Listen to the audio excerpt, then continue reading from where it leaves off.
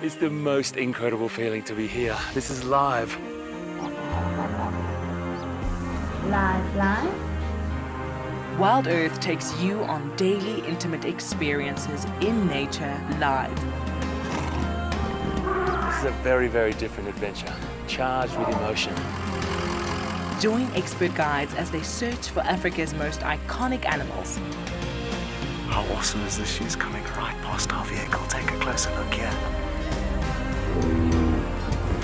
Oh, careful. Oh, no. Ask your host questions and have them answered in real time.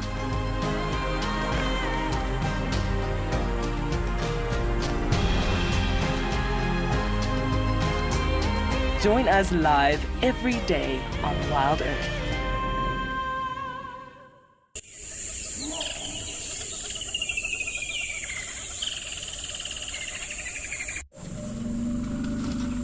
This program features live coverage of an African safari and may include animal kills and carcasses. Viewer discretion is advised. Jambo, and a very warm welcome to you in the Masai Mara of Kenya. We have a very beautiful sunrise this morning. My name is Tim, and welcome aboard to your own safari live from the African wilderness.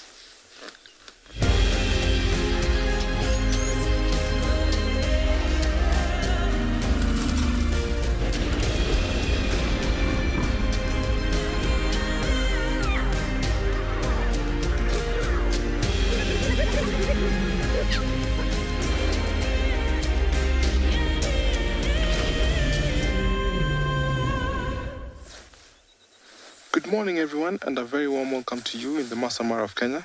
A very nice, beautiful sunrise it is. My name is Tim, and behind camera we have Big James. Now, overlooking that side, we have a lion that is walking in the long grass. It's about 15 degrees Celsius and about 59 degrees Fahrenheit. Now, that is one of the best sunrises I've seen so far. Look at how it's shining on the red hot grass. Beautiful. Just take a moment to sink this in as you watch the sun rising above the horizon.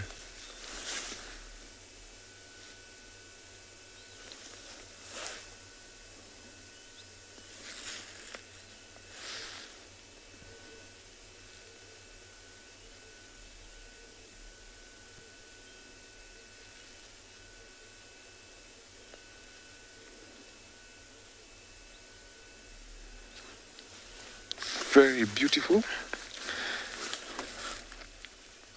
So amid this long grass, the red hot grass, there's a lion that is walking. And before I take you to that lion, let me take you over to another live location.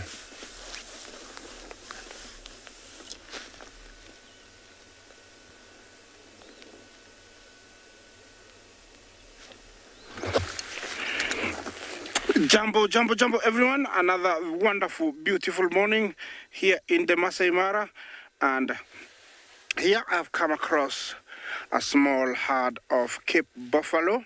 And I'm sure they're happy to be alive this morning and to see this wonderful, beautiful morning that you can see. The sun is just so beautiful.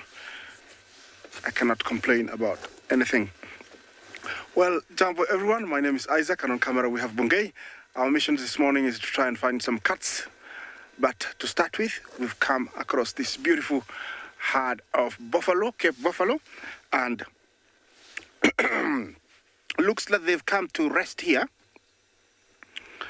because there is nothing much happening, and I can't blame them because it is very beautiful right now. And the sun has just risen, and so sitting still, they will actually get warm, and I think that's what they're really looking forward to. It's one of the smallest herds of Cape buffalo that we have around. We have about 4 herds around us, and this is one of the smallest. Usually they break away slowly from the bigger herds and form a small one. Eventually it becomes very big. This is an animal that is water dependent and also needs lots of food, to eat every day. And what you see here is a breeding herd. They have all their backs towards, most of them, towards the sun. I'm sure they are feeling, that warmth is just what they were looking for. The grass is full of dew, so it's not nice to be walking, although they will be walking later on, but it's better to stay still for them. Yeah, this is an animal that has got one of the longest gestation periods, about 11 months, and it gives birth to one almost every other year. It's a ruminant, so it will chew cud once it has filled up its rumen, and then when it fills up, it will swallow it. When then bacteria, breaks down the cellulose in the reticulum, and then it is taken to the obasum and the omasum, and then it comes out as waste, but it is not waste here. It is manure. Everywhere they stay like this, they will fertilize that spot at the same time as eat grass. So in the next couple of months, when they come, there will be plenty of, browse and grass for them. The cattle egrets have arrived, and they are on time because maybe in the next half hour or so, the buffaloes will be moving and they'll take full advantage of all the creepy crawlies trying to fly. We also have an oxpecker, if you see it close to that, cattle egret. It's a small bird. That bird is very associated with many grazers and some browsers like giraffe, eland, impala, buffalo, warthogs. They love them. They do get rid of ticks and mites and lice in these herbivores. So it's a symbiosis.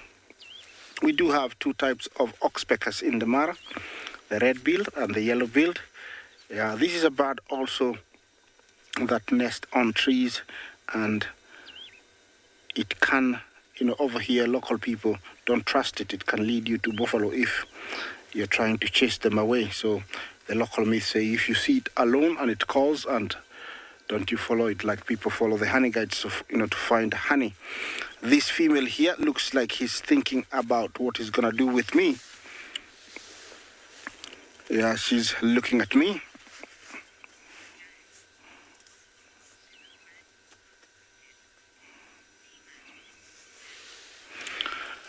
Jake, how large do the males get compared to the females?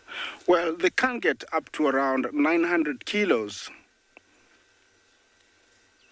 Females get to around 700, so they're slightly smaller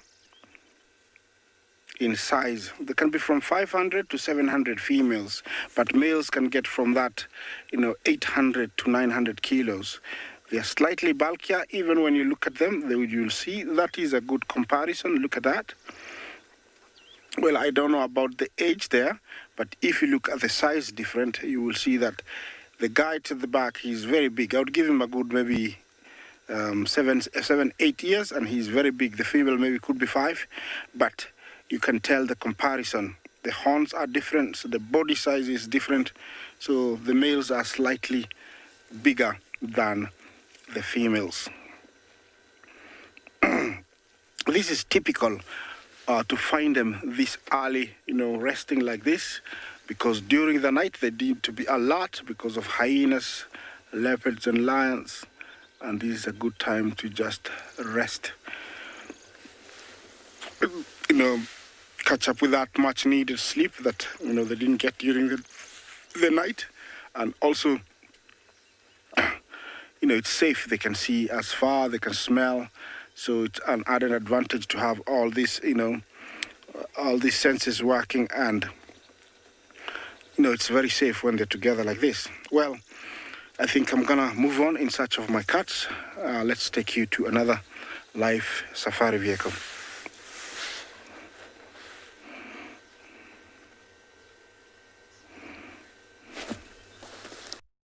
Come to the other side of the Mara, where we've come across this lion that was walking in the long grass.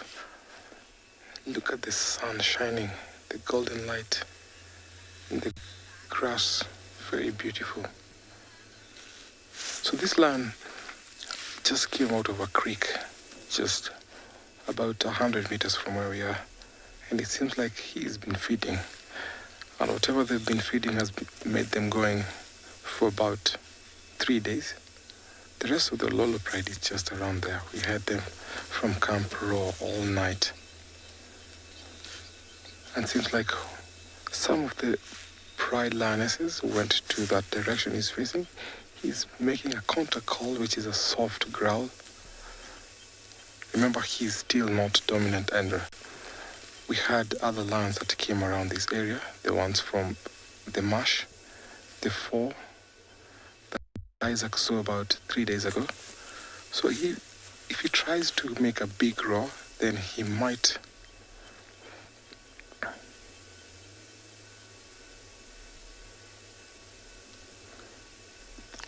Jackie, thank you so much for your question. The reason why he's alone, he's still young. He's about 3.5, and mostly when lions get to this age, especially males, they're always kicked out of their own pride area.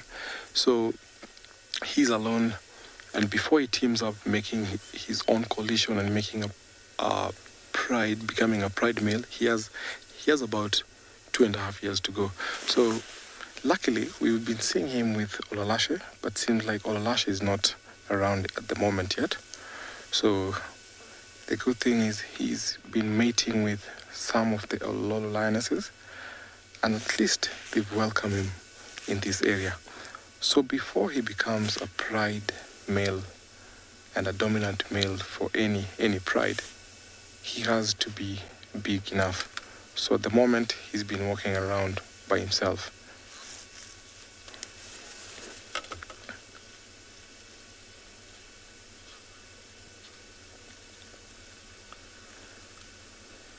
Whenever male intruders come into pride territory areas, the youngsters like him always shy off and walk away. Because when they come in, the big roar and their size, it's always intimidating to such kind of lions. And if they come across him because you are 4, he is going to face it rough. And that's the reason why he's walking out of these territory areas, just to sneak into where lions at this age become nomadic. And sometimes, unfortunately, they become scavengers as well. You have other people coming to enjoy this sighting. It's the first sighting of the day, just about 10 minutes from camp. Very nice to see him.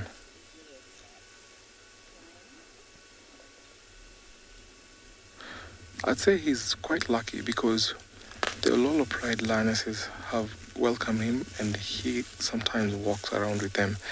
Normally, this is unusual. It never happens. So you find that mostly lions at the age of him who will be out walking by themselves, they become nomadic, they become what we call marauding lions. So they'll take anything that comes their way. They scavenge. Sometimes you see them feeding with hyenas. Sometimes, you see them feeding after other pride lions have eaten. So,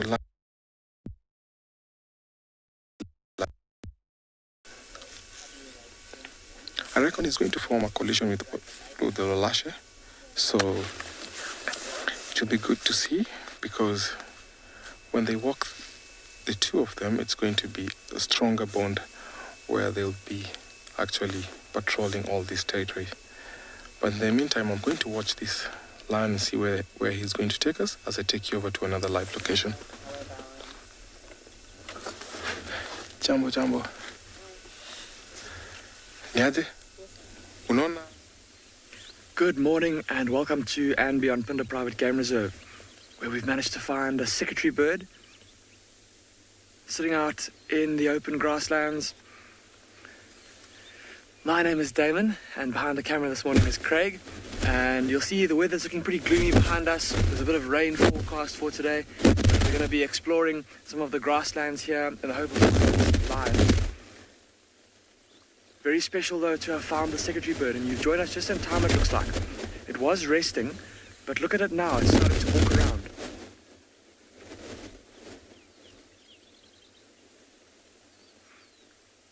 We spotted the secretary bird, or this secretary bird, from quite a way away, and on a closer inspection with the binoculars, it looks like there might even be two there. Probably a male and female pair. There we go, there's the second one, behind the bush.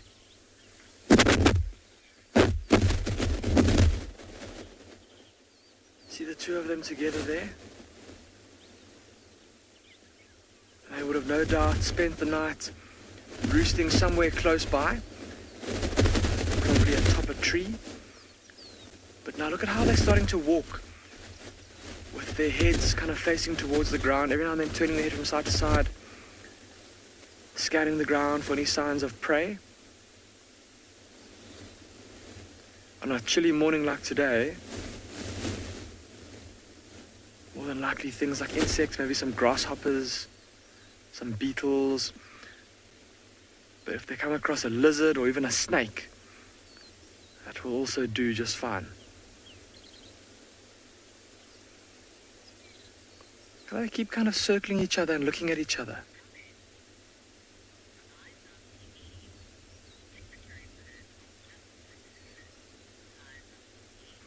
Liza be me, you're saying that secretary birds are just the coolest. Liza be me, they are just fantastic. They are the most bizarre looking bird of prey, almost like something that you would expect to see in a science fiction movie.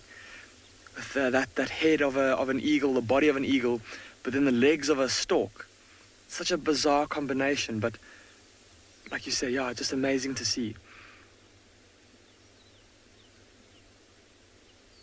It seems like they're still kind of getting started for the morning. They haven't really started to move around that much. Often when these secretary birds really get moving and they start hunting properly, they can cover a lot of ground on foot. They walk quite quickly.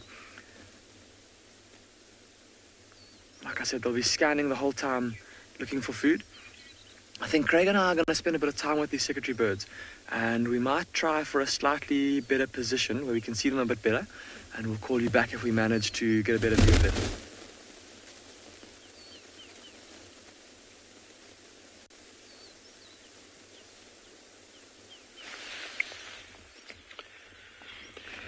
Dumela! Hello and welcome to a wonderful and brisk morning here at Tswalu Kalahari. My name is Kyle, good morning, and behind camera is David. Yes!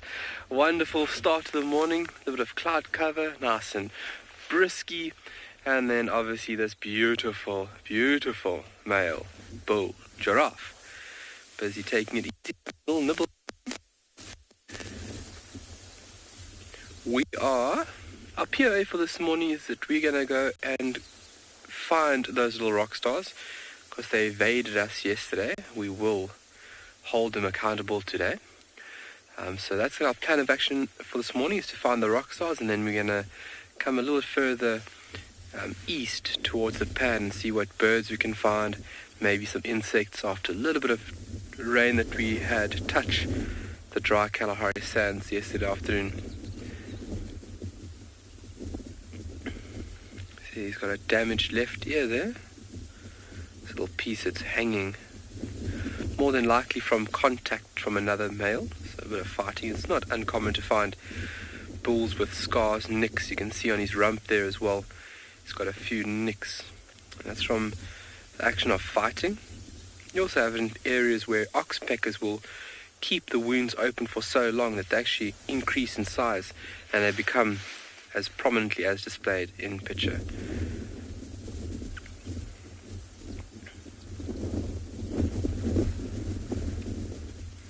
It's also got a wonky ossicone. You can see how he's listening to us as well. Ears pointed directly towards us.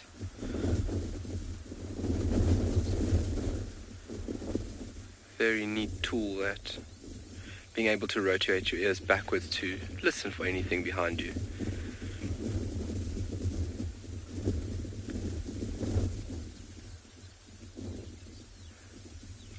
Oh, well, we're going to send you off to another location. We'll see you guys in a little bit.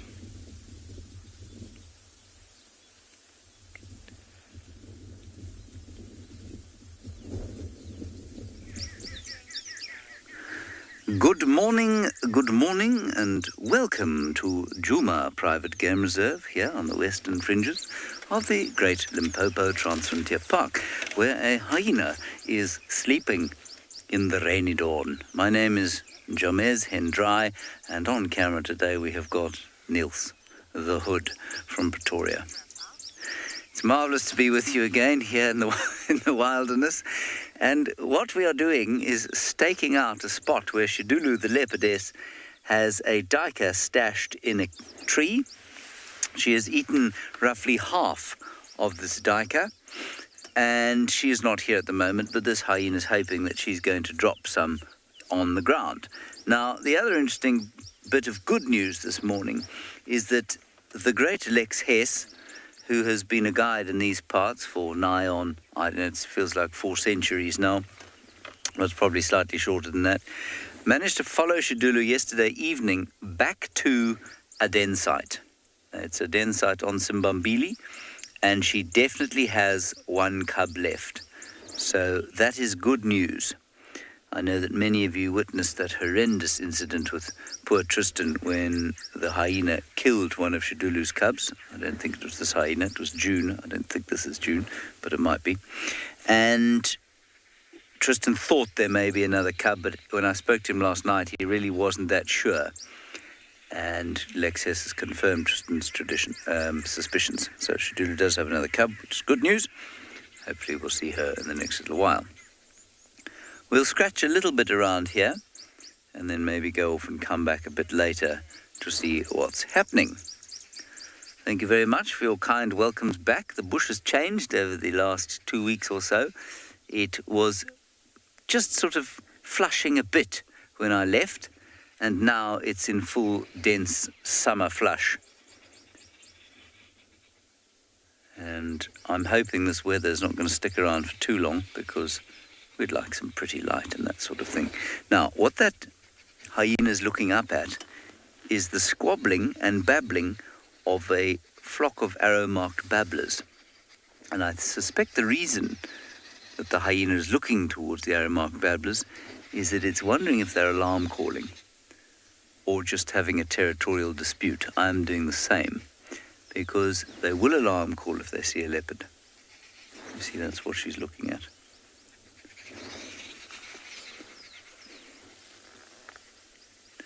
I don't think the hyenas did themselves any favours with the murder of poor old Shidulu's cub, but it is the way and natural order of things. So we'll stake out things here and see what happens.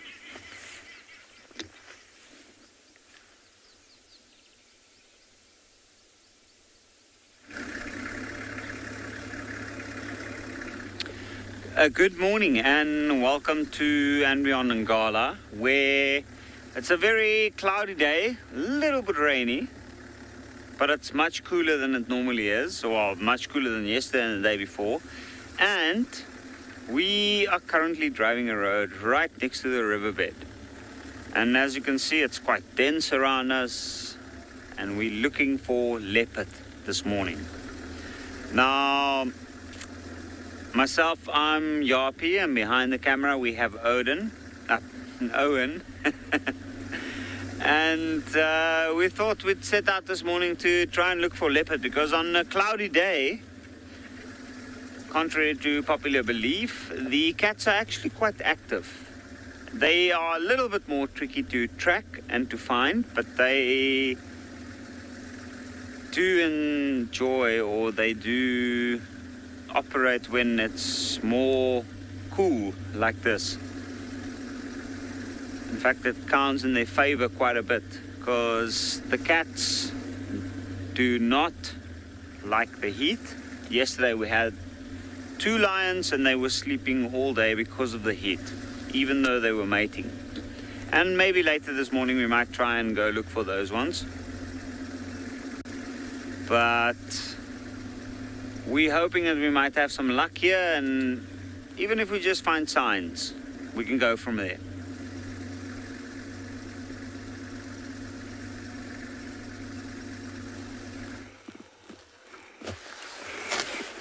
Well, good luck, Yapi, with finding a leopard. But I've come to, I've found these 3 hippos that are very far out of water. And now that I'm talking, the farthest one has heard me, and it's trying to concentrate and really pick up if it's human talking. Yes, the weather is not hot, so it is still very perfect for hippos to be out of water. And as you can see, they were grazing, and I hope they go back to their business because I mean no harm. But in the heat of the day, they will be in the water.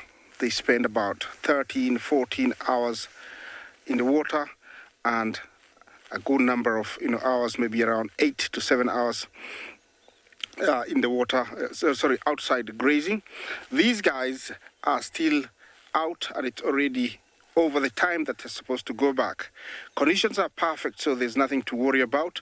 You can still tell their backs are a little bit moist or wet. I would say that is from the the cold of the night. So the heat is not affecting them at all. They seem to have froze.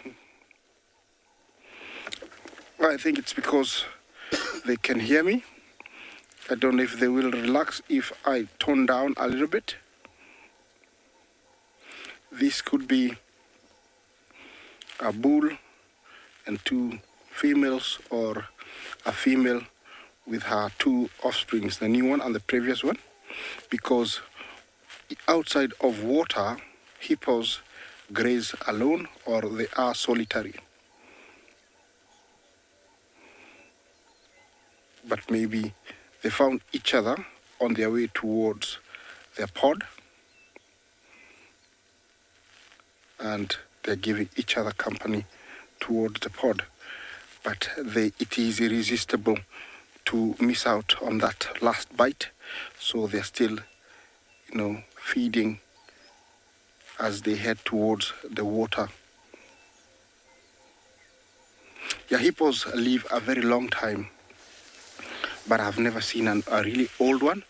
They say they live up to around 30, 40 years.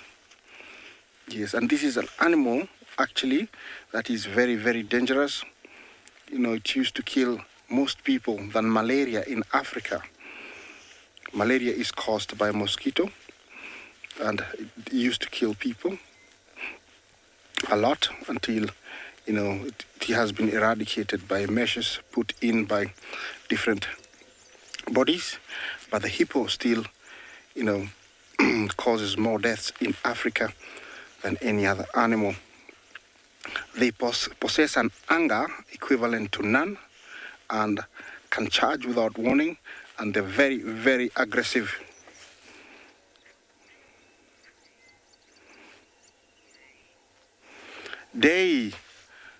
What animal prey on hippo? Mainly it is lion.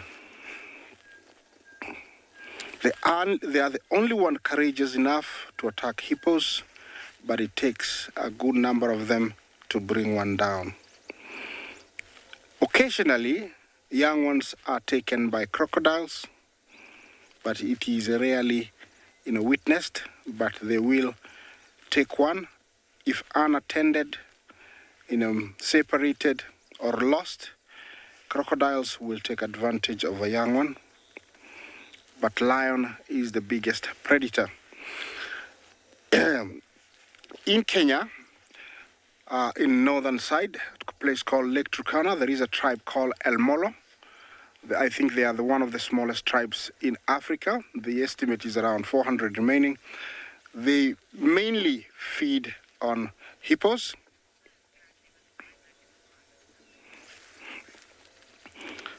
Yes, and these hippos, these guys have mastered a way of hunting the hippo. So they are one of the few tribes that eat hippo, and then lion is the main one. The tradition with these guys is dying off because they are getting influenced by other cultures. So it's dying off, but they were the only ones that I knew went directly for the hippo as a source of food. Look at the one to the left, how he bites the grass. He chews and like swings his head left, right, left, right. I think it's easier to rip grass that way. They have a very hard pad or lips that are able actually to pull grass that's very short, almost to the ground. But here, they're very, very comfortable with this long grass. I don't know if you've noticed that the one to the right has sort of froze for quite a long time. This is a mechanism where they stay still, hoping to find out what's happening, who's talking, who's getting close to them, and then they can attack. Looks like there has been a decision is to get away from human or talking human and head towards the safety of their pod or maybe the bushes. I believe inside those bushes there's a pool because they're always heading in there. There are places nobody has ever gotten into, and one of them is inside that spot there. The population of hippos actually is increasing every day because, there is a lot of food for these guys to feed on, and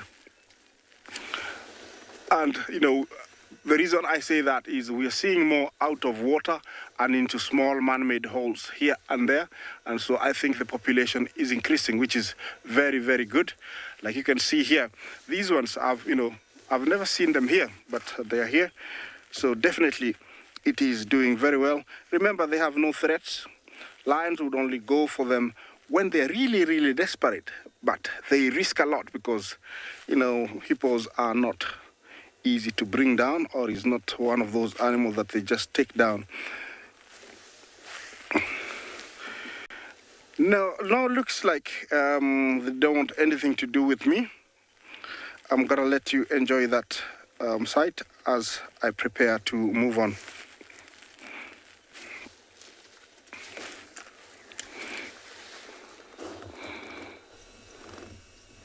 So welcome back to this part of the Mara, where this lion has not left this place. It seems like he's looking over to the right of the screen, and I think the rest of the lionesses that they were about here went to that area.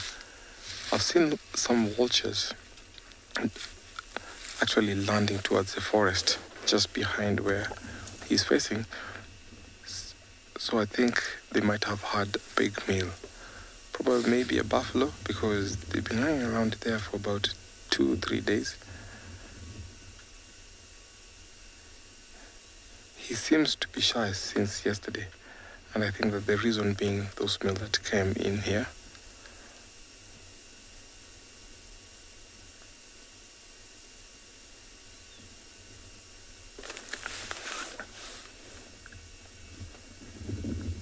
So the only friend that he has is Olalashe, and I don't know where Olalashe is because yesterday I saw him about 3 kilometers from where we are.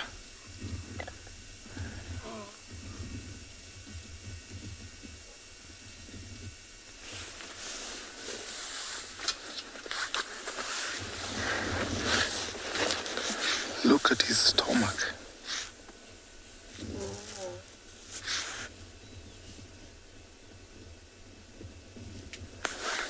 He's trying to locate the rest of the Lolo Pride lionesses. So I'm just going to change position so that we can be able to follow him. So as I try to follow this lion, let's see where he'll lead us to. Let me take you over to another live location.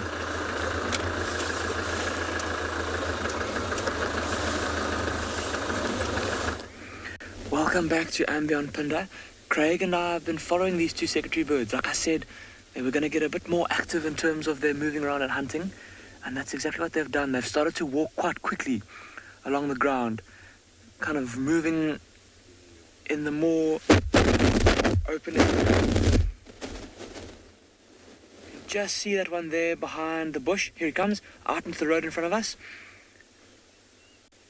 See the impalas behind him there? It was quite funny. The impalas spotted the secretary bird and they started to alarm call at it. Now, a secretary bird is no danger to an impala, but the impalas obviously saw it and weren't quite sure what it was. Here comes the second bird flying in from the right. It seems like they've fanned out a little bit. They're not walking as close together as they were initially, trying to cover more ground.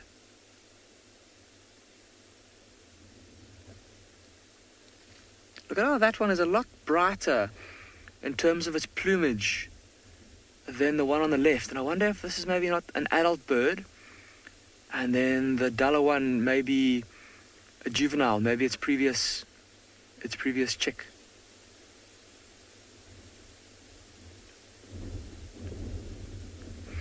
Having a look through my binoculars, their feathers do look a little bit dirty. They've got a bit of a red tinge to them from the red soil here. Maybe from where they've been lying down on the ground.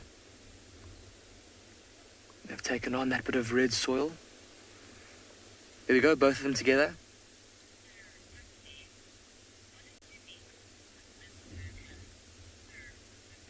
So 50, you're saying that the secretary bird has got quite a unique walk.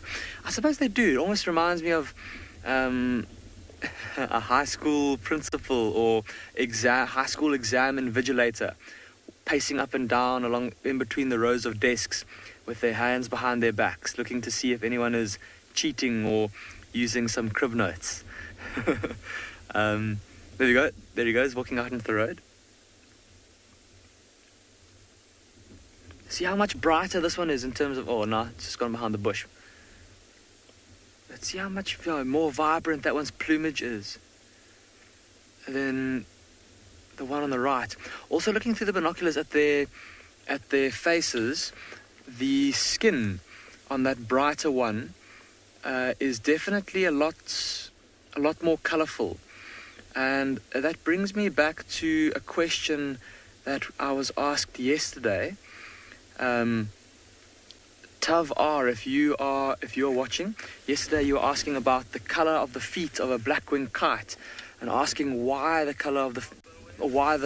black-winged kite has those brightly coloured feet. And then we went through the bird book and we noticed that quite a couple of birds of prey have got either orange or yellow feet or talons and legs, and then yellow or orange sears, kind of the skin around the face. And oh no, apparently we're going to go across to Djuma. There's something exciting going on there.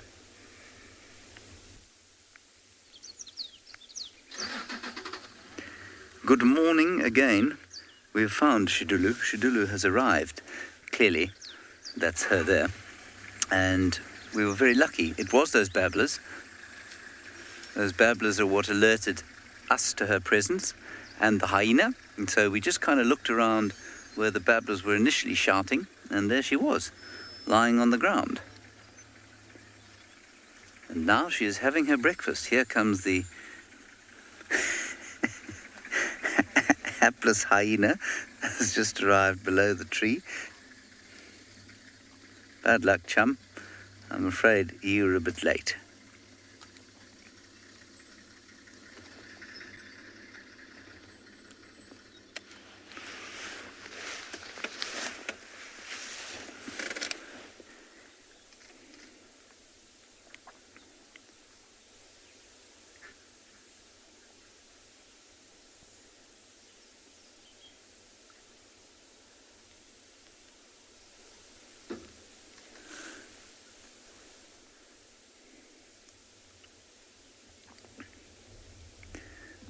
So we're not going to show you right now, but the hyena is just sort of lurking at the bottom of the tree, looking hopeful. And I don't think it's going to have any luck. I think that duiker is well and firmly ensconced in the tree. As the rain starts to fall here, I seem to have brought with me some fairly foul weather, but that's okay. We've got a leopard and the kill and the hyena.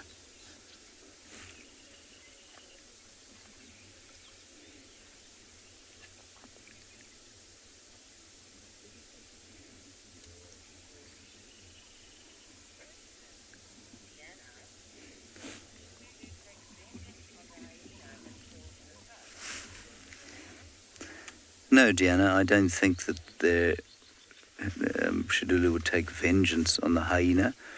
She's not going to be plotting some kind of long-term revenge on the hyena. It is just something that happens out here. And, we could go into a lengthy discussion about what Shidulu felt when she lost her cub. But there won't be a plotting of revenge. She certainly would have attacked an animal smaller than her if that animal had threatened her cub. But it's not uncommon for leopards to lose their cubs to hyenas, and that's because they just do not take the risk to fight hyenas off to the death. They will chase them and sometimes bite them, but if the hyena turns and faces the leopard and pushes through an attack, the leopard will back off, because the old classic is that the leopard cannot take a risk, because there's no point in her fighting a hyena and getting injured, because the cub would die anyway. And, once the cub is lost, I'm sure that we could say that there was a feeling of what might be translated in human terms as sadness, but I don't believe that would then extend to some kind of attempt at revenge. It's an interesting question. I think the more we understand animals, the more we realize that they do feel human, the equivalence.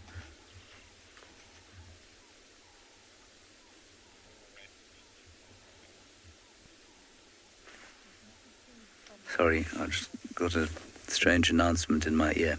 Anyway, so we don't know for sure if they do feel human emotions, or what might be termed human emotions, but the more we understand animals, the more we realize that they do have some kind of equivalent feeling. But I don't think that would extend to a feeling of revenge, or the need for revenge. It's quite interesting. I suppose that if we were to look at it from an evolutionary point of view, I suppose the instinct in human beings to take revenge on animals, or not on animals, on things that harm them, I suspect has got a lot to do with preventing it happening again. Here comes another hyena. So humans taking revenge on other humans, I think, is to try and prevent similar attacks occurring. And I wonder if you do find revenge attacks in primates, you may well.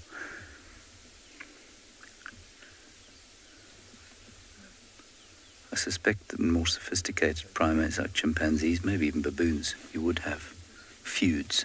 You definitely have situations in baboon troops where certain males will never get on with each other, and others will quite often get on with each other.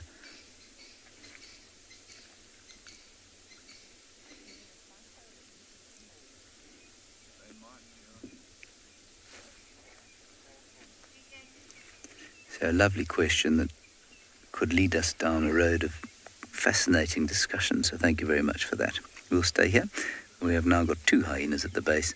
We'll see what they do.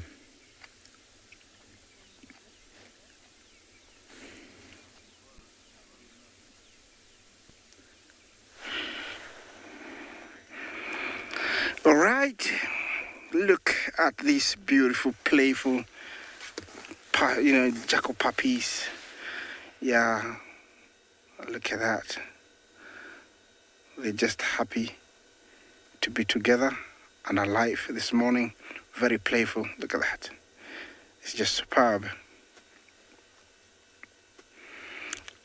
I estimate they're about 3 months old, and they're almost getting their adult colors. You can see the black stripes is almost coming out.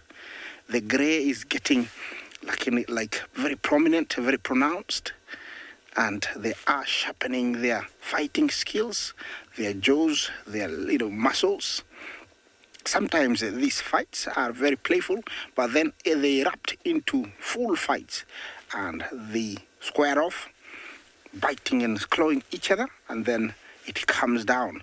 Here it looks like the 2 are really into each other, but the other one is just refereeing. Now they are going to spoil the whole thing because they're going to go under the car, and I won't be able to show you. You know, they're right here. It's amazing. It's so super. Yeah, look at these big ears.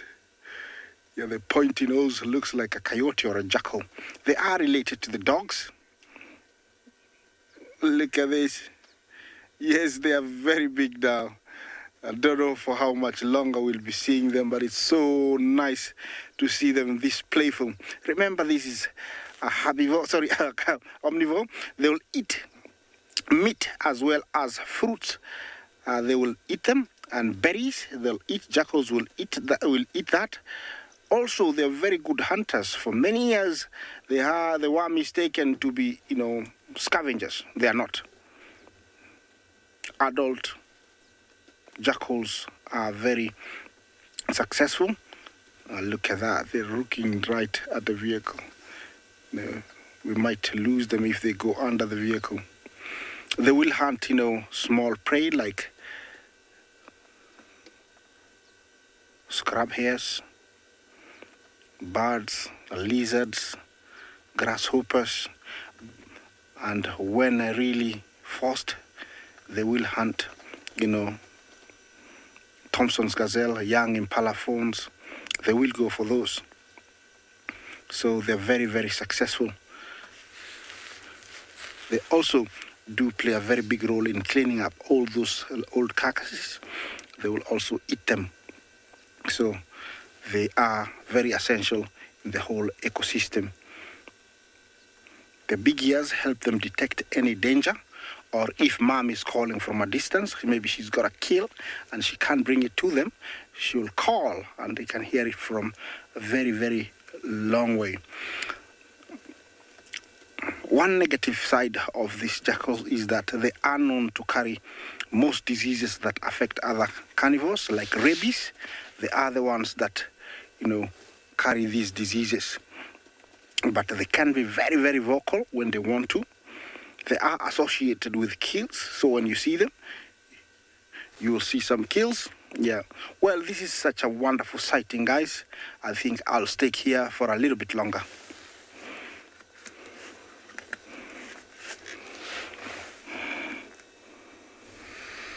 Welcome back to Ambient Pinda. The secretary birds are still busy feeding their way across the grassland in front of us, and we're losing view of them as they go over that hill there.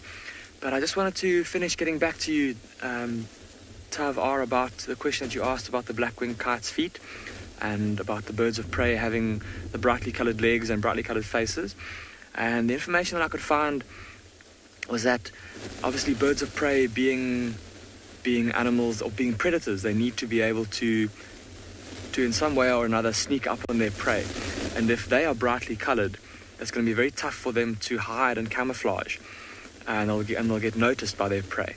But they also still need to be able to show to prospective mates that they're mature and that they're healthy.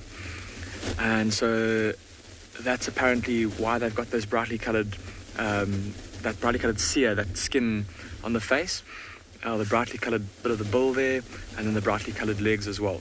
Apparently also a bird of prey that normally has, say for example, a black-winged kite, apparently if it gets sick, or if it's deficient in certain kinds of elements and minerals, it'll lose that coloration in its talons and in its face, and then that's then an indication that it's not very healthy. Of course, those pigments being caused by, or those colours being caused by carotenoids. But there they go, heading up the hill, those two secretary birds.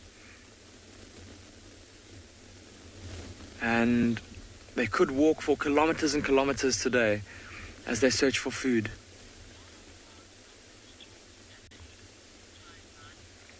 Tarzan, you're asking if these secretary birds are part of the stork family? No, they're not. They are birds of prey. They are raptors. They are similar to storks in that they've got those long legs, but then very different in the shape of their bill, and I suppose also in their hunting habits. They're quite similar to some species of storks, how they walk around on the ground a lot and then use their eyesight to detect potential prey. Have a look at those impala. It looks like the impala are still watching the secretary birds with interest. This is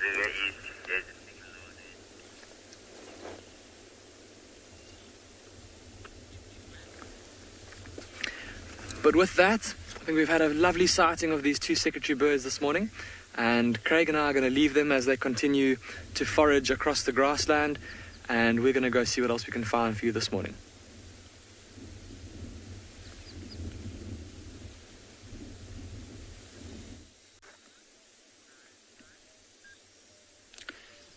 And we've come across this very, very relaxed hyena.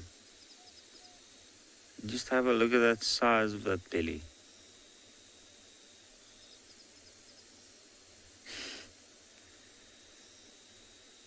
And the size of those ears. Now this is quite an interesting sight, because if you have a look at those ears, you can see there's quite a few cuts.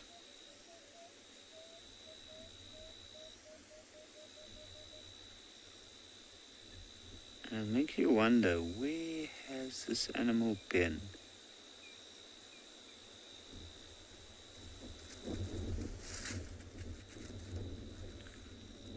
In fact, if I look at the shoulder, the belly, and even the hindquarters, I can see quite clear spots.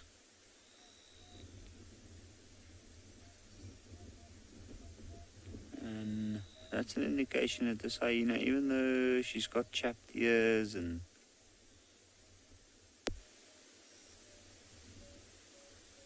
the face already bears the marks of a very active life, she's probably not that old. When she lifted the head just now, you could see a little bit of the mane on the neck.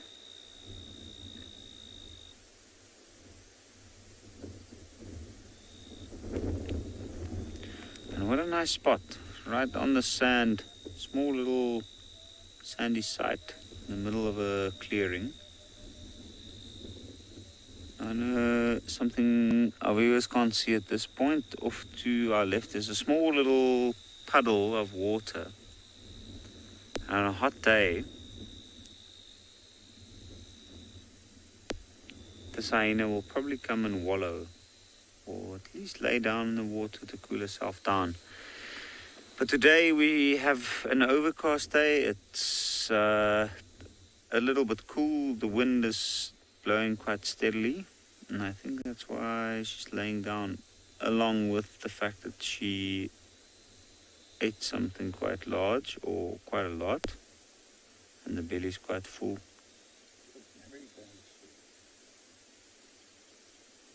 And she's probably got young ones as well. Looks like a mammary gland that's quite swollen. She's probably suckling some cubs.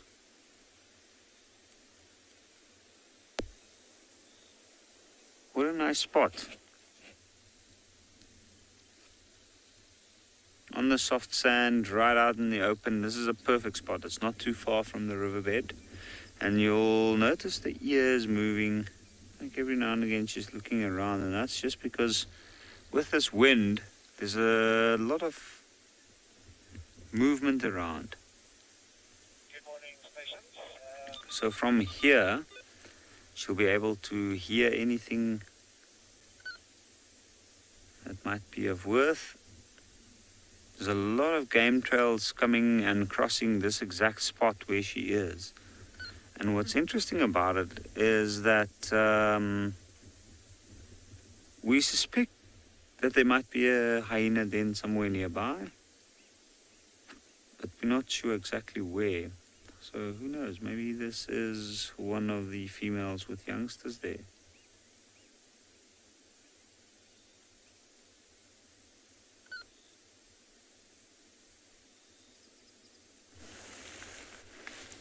Shidulu is now feasting upon her duiker.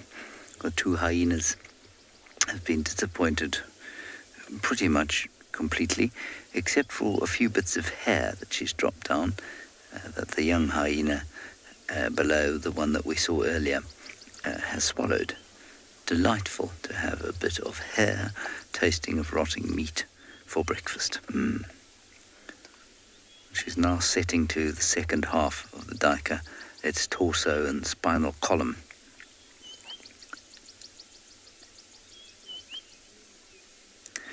What's quite cool about this particular view is that I don't know how many of you recall the sighting of Thandi that we had just before I left last time, but she was in a tree eating a duiker as well, and I got a photograph of her with her bottom teeth perfectly in view. And Thandi is 14 now, and her teeth are like blunt chisels at the bottom, whereas Shadulu's, being much younger, are still like daggers. But it's interesting that they both seem to be just as kind of effective as each other. So Shadulu is 6 at the moment.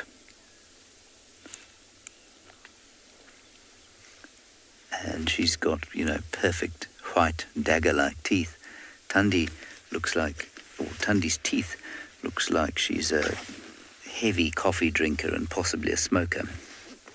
They're yellow and very blunt from years of use.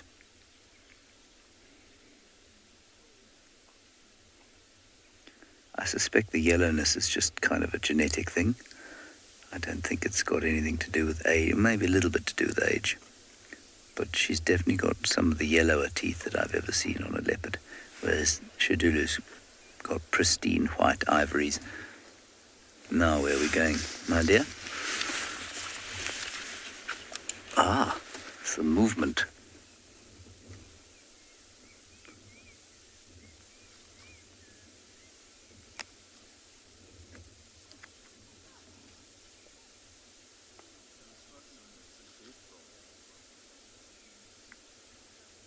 She has chosen quite a place to sit.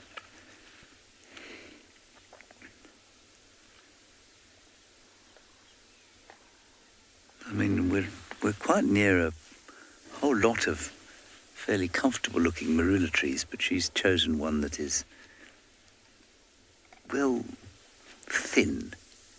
It's lean in its build. So there's nothing really very comfortable for her to lie on. Maybe the hyenas have picked up on that, and that's why they're lurking here.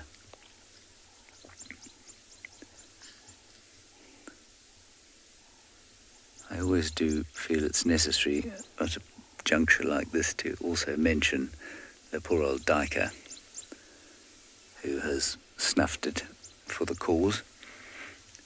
And we've talked a lot about Shadulu and her cub and how devastating it was for, no doubt, her and all of us who are involved in Shadulu's life to watch her cub killed like that.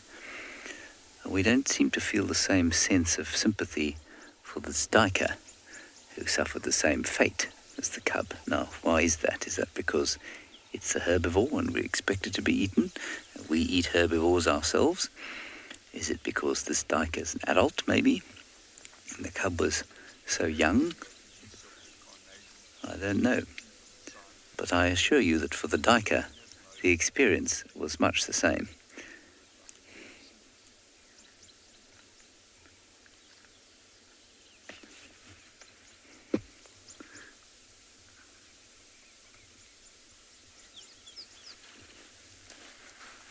I think it's quite interesting to think about. I suspect it has got quite a lot to do with the fact that we are often meat eaters ourselves, and for the most part we are eaters of herbivorous animals as opposed to predators. And obviously the main reason is that we are not intimately involved in the lives of the duikers. We see them from time to time, but we can't identify them one from the other. But we know these cats so intimately.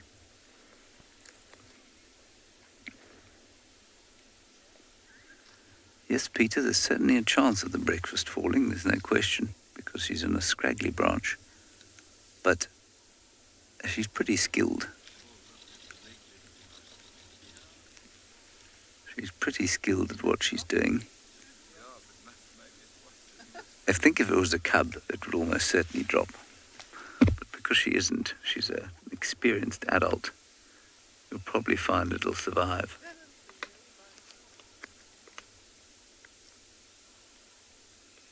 Yeah, and that leg, if you just to the left of your screen there, that leg is hanging there on its own precariously.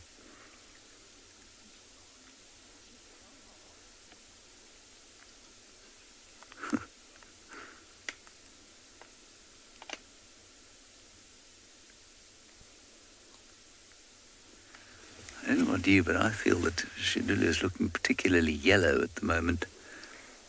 And I don't mean in a jaundiced way, I mean in a kind of beautifully honeyed golden way. So, we'll see what plays out.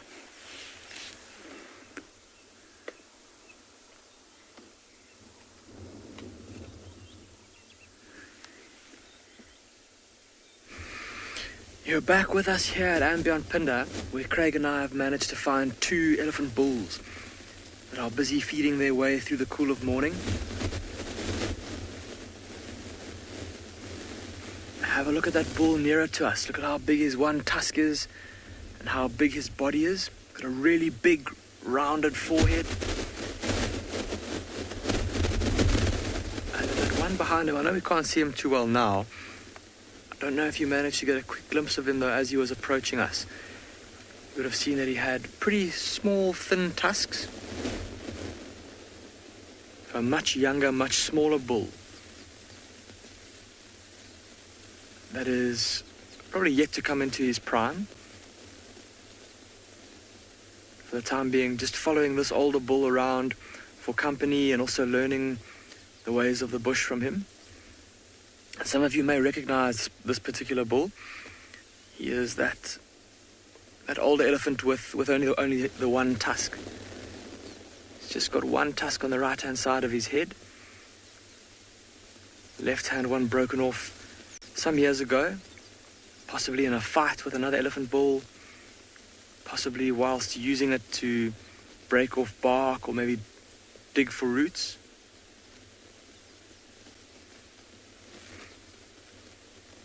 Out here in these open plains, because of the relative lack of large trees and because of how open it is, we managed to spot these bulls from quite a way away. One of my favorite things about driving in these open plains is that you can really use your binoculars to good effect and scan in search of animals. See how slowly this elephant is moving. Going from bush to bush, looking for the best food, the most nutritious food. Of course, in all the greenery here, there's just food in abundance for these elephants. So they won't have to travel too far to get enough to eat. In comparison to the drier times of a few months ago,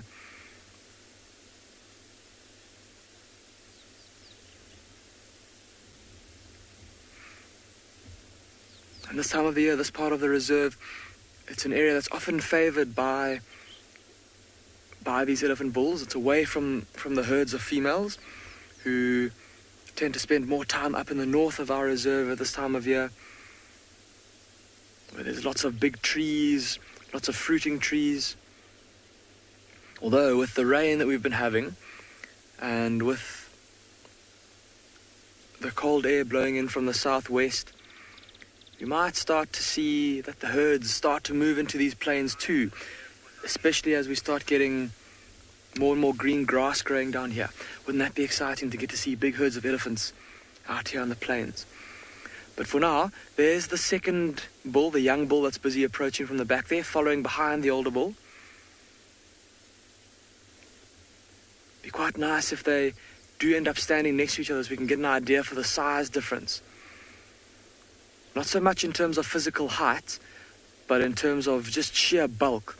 Look at this bull and how his belly hangs quite low down to the ground, certainly below his or almost below his elbows and where his knees would be as well. Just a sign of him being in his prime, having that big filled out bulk. That bull on the left still looking like his legs are a little bit too long for his body. And then, like I said, a much smaller head, much thinner trunk and smaller tusks.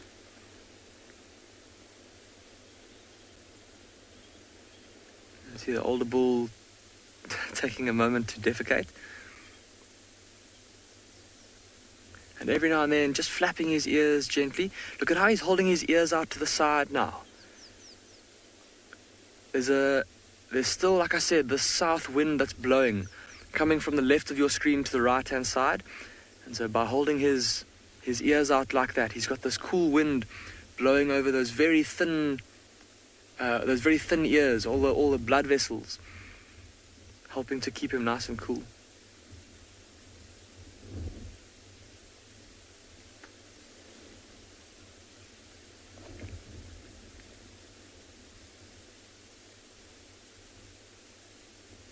Just moving very slowly, in no rush at all. So much food to go around. These two won't have to do too much walking today. And very often, because we're not quite there just yet, but we're getting to the greener times of the year when the vegetation is going to be a lot lusher. It's already starting to turn more green, but it's not quite at its peak just yet. But it's going to be a lot lusher and a lot more nutritious. And so this time of the year, elephants often don't have to eat as much as they normally would in order to maintain their bulk and maintain their physical condition.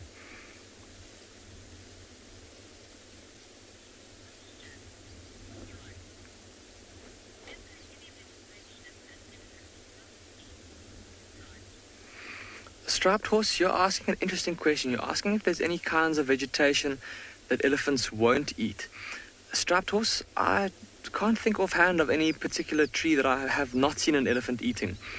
I was going to say even the plants that most herbivores will ignore, they'll still go and feed on. And obviously things like hard wood they'll ignore. They'll just focus, if they are eating wood, they'll just feed on the bark, the growing layer, the cambium layer of the tree. But striped horse, I can't think offhand of any trees that I haven't seen an elephant feeding on. There will be certain times of year where they tend to ignore certain kinds of vegetation.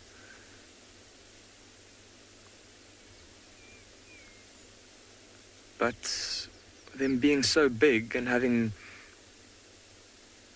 those massive molar teeth just built for grinding up plant matter, there's not much that's out of their reach.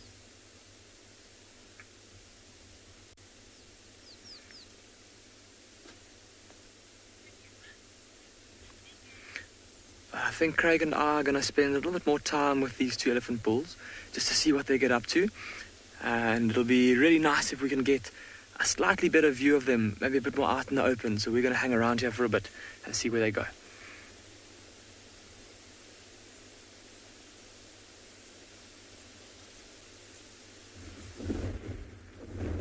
Yes, welcome back on board here at Tswalu Kalahari. And we have success this morning already. We have located this little group, the rock stars.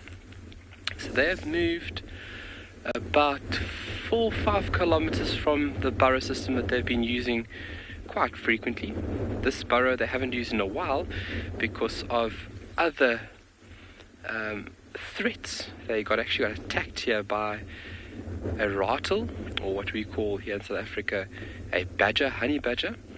So they haven't been at this burrow system for quite a while, and they've decided now to use it again. But a really spectacular spot they have here.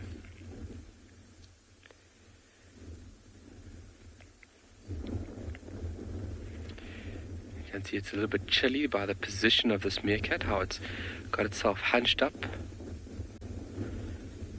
trying to keep its body warmth as close as possible. They don't want to obviously open up and allow that body warmth to evade it.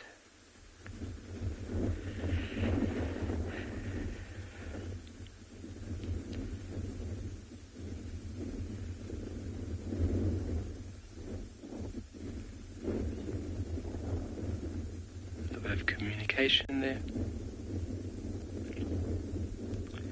Doop. Sure. So a little bit breezy this morning, and obviously this would set the... Fantastic. We're very happy as well. I was talking to David and saying to David, oh my word, I hope they are here. So we had a little bit of rain late afternoon yesterday, and coming here to the Burrow system, we had an idea that they were here, but looking at the Burrow system, I could not see one single track. And I said to David, deep down, I hope they are here. And thank you, Mother Nature, they are. So we are just as ecstatic as everybody else. So the wind is definitely a factor that would put them a little bit on edge this morning. You can see as soon as that breeze came up, that little meerkat made its way straight back underground. So it definitely puts them on edge, and they would be a little bit more nervous than they would be on a nice, cool, calm day. Obviously, their hearing is affected. Scent would be blown around quite a lot. Oh, David, yeah, literally on your left-hand side, yeah, David. Oh, just hold on, folks. This chap has decided to use another burrow entrance and has come up right in front of us.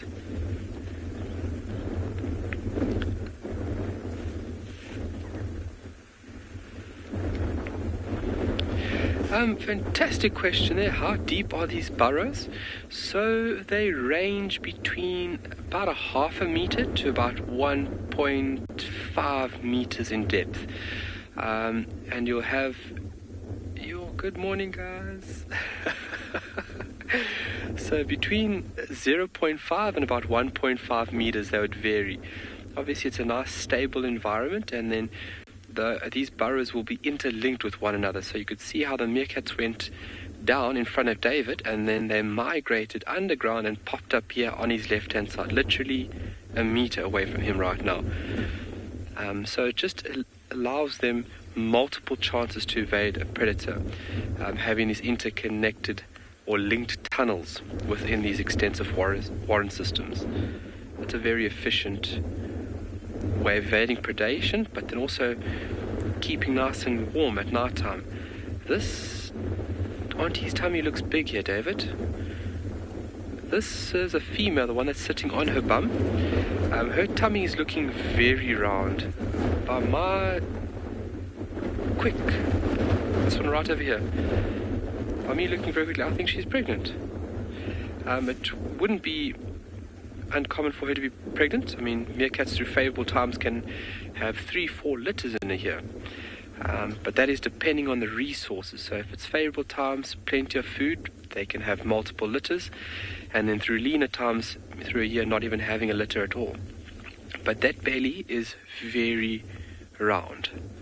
That's not her legs, that's her actual stomach. The nipples are fairly prominent. You got a nice view there. I think from that angle it's a little bit tricky. So we might have, there we go, but better. Oh, okay, let me not move. And so hopefully she is pregnant. That'll be fantastic if she is. So she'll more than likely stay around this area. Between 60 and 70 days is the gestation period of these little animals. That's fairly quick.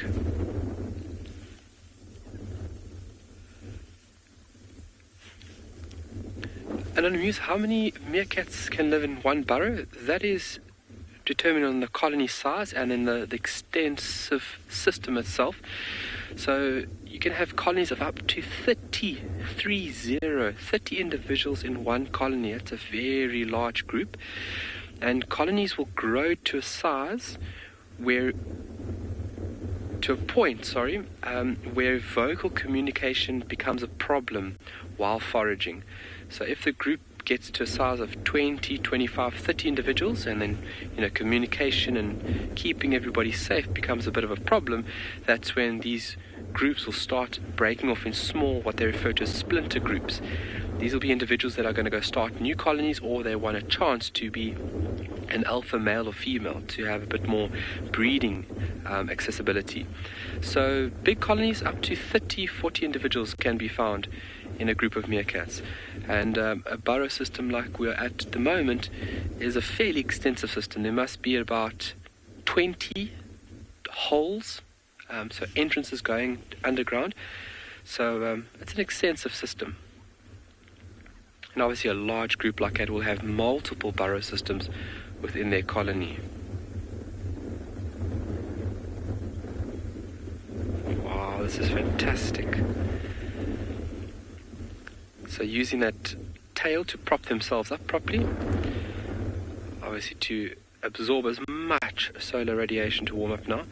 And also with this wind they'll be losing a lot of heat fairly quickly. So you want to warm up. Her tummy is big, David.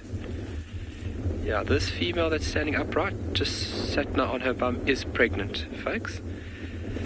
So that is fantastic news. So hopefully the next coming few days or a week or so, we might have these meerkats becoming very static at a burrow system, and then we know that she has given birth to a litter. Otherwise, their general behavior is nomadic, so moving from one burrow system to another each night. But when she is pregnant and she's about to give birth, they remain locked to a burrow system.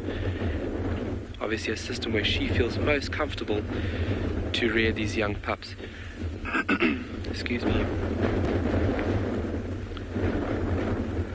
We are going to send you to another incredible location on this incredible continent, and we'll see you shortly.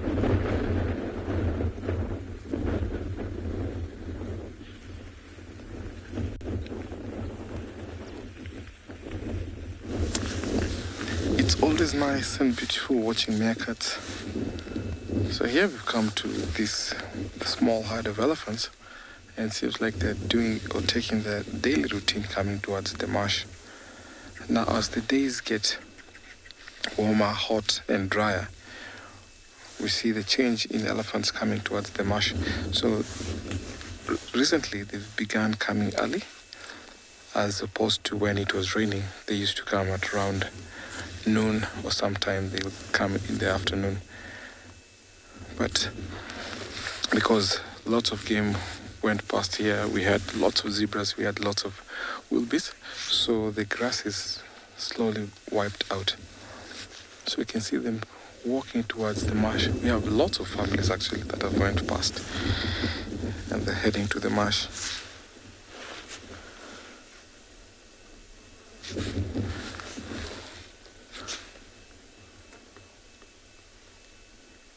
So the elephant with one tusk, that is the matriarch. And you can tell everyone is following her instincts, her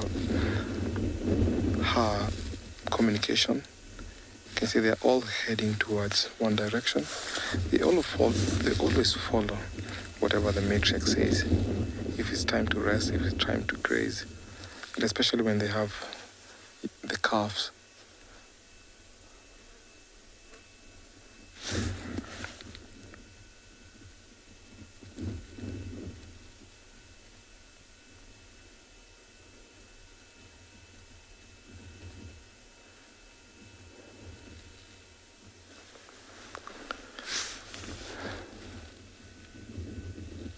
See that young calf there trying to copy what the rest of the members are doing.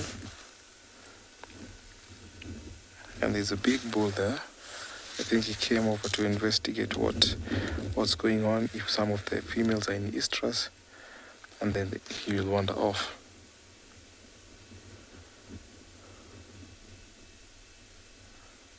You can see there's about 4 other bulls.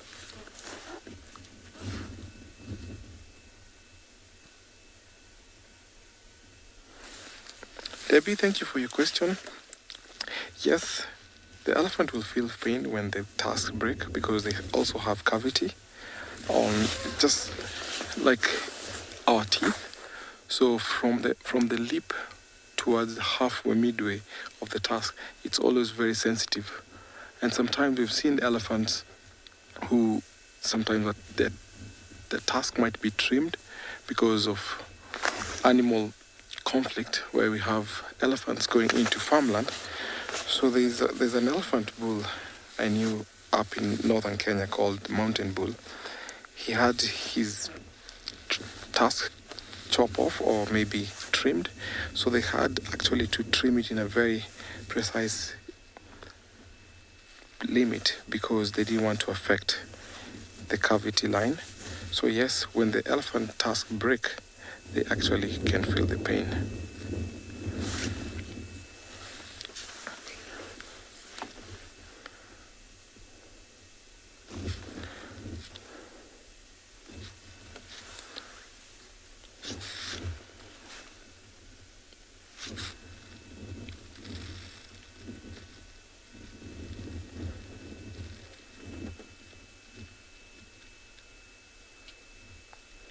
You can see that bull there.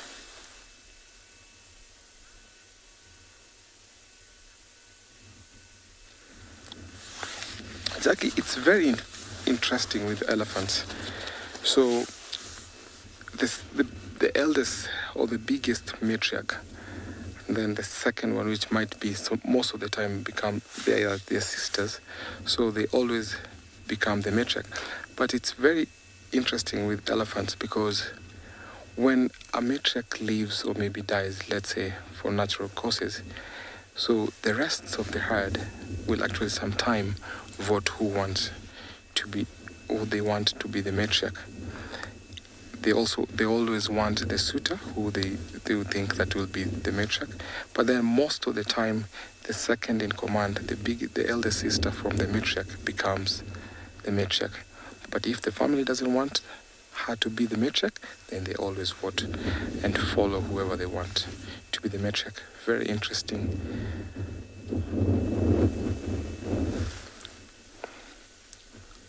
You can tell there's a communication that went through. They would slowly turn back to the left.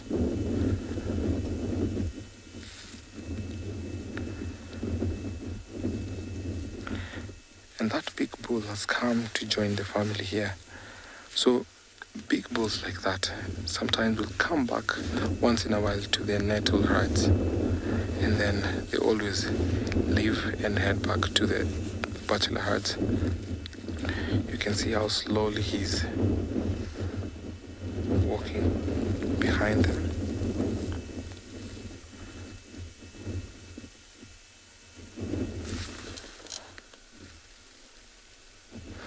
So if you want to tell the difference between bulls and cows, you just see the bulls are always taller than the cows. You can see his size compared to the rest of the herd. They have very rounded heads, while the females have a little bit like a rectangular head.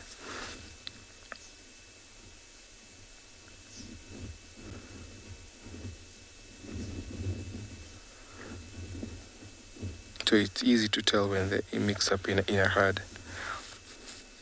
So I'm just going to watch these elephants here. Seems like they're walking slowly, and I'd really love them to come and walk past the vehicle because there's something going on there. They've all stopped. They placed the young ones in the middle. So let me take you over to another live location.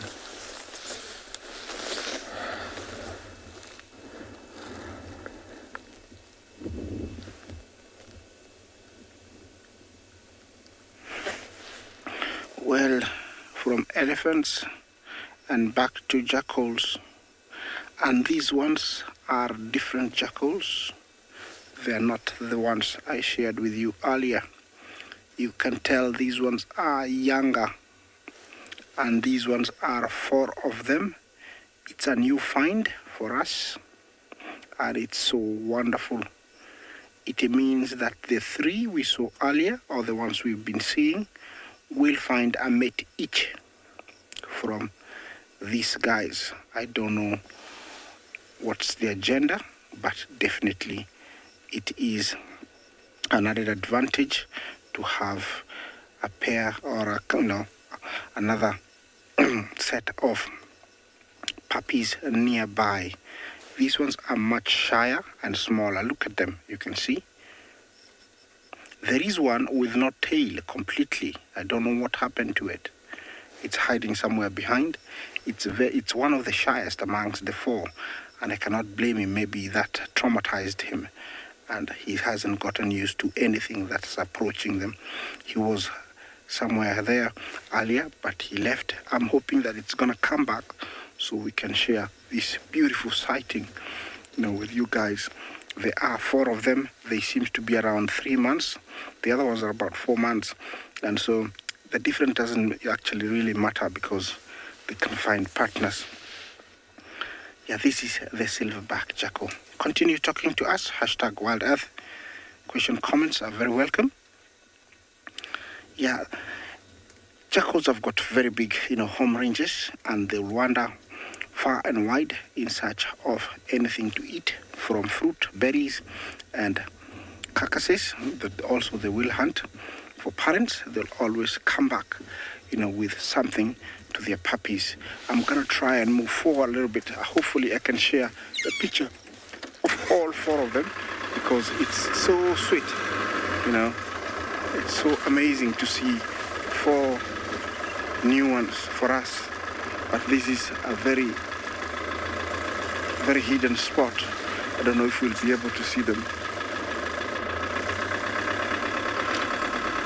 Well, I'm gonna stick here. Hopefully they will come out and we can get to share them with you. There are 4 of them. So I'm staying here for a little bit longer.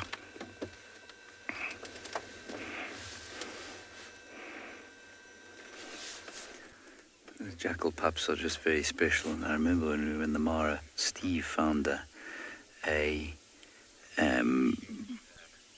bat-eared fox den, which was just magical, because young puppies of any canid description are hugely entertaining. Shudulu has moved, come up to a spot just above our heads, and gone to sleep. I don't think it's comfortable. I don't think she'll be there for too long. So she'll just shifty about a bit. And I used the description with Tandi the other day likened her experience to that of a human being travelling a long-haul flight in economy class, such as the Johannesburg to Atlanta flight, where you just cannot get comfortable after a certain amount of time. And I think that Shidulu is having exactly that experience now.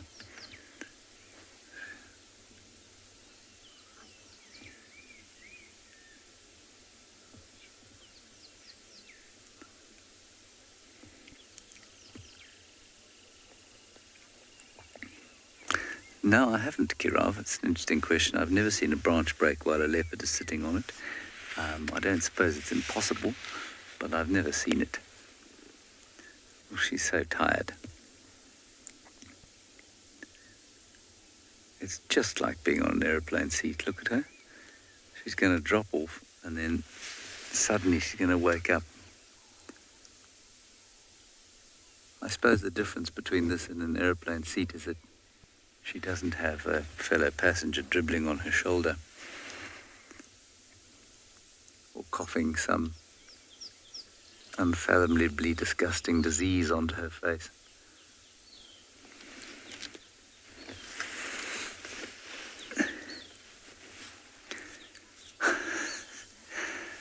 I recall once waking up on a flight between here and Qatar. I was linking across to somewhere in Europe.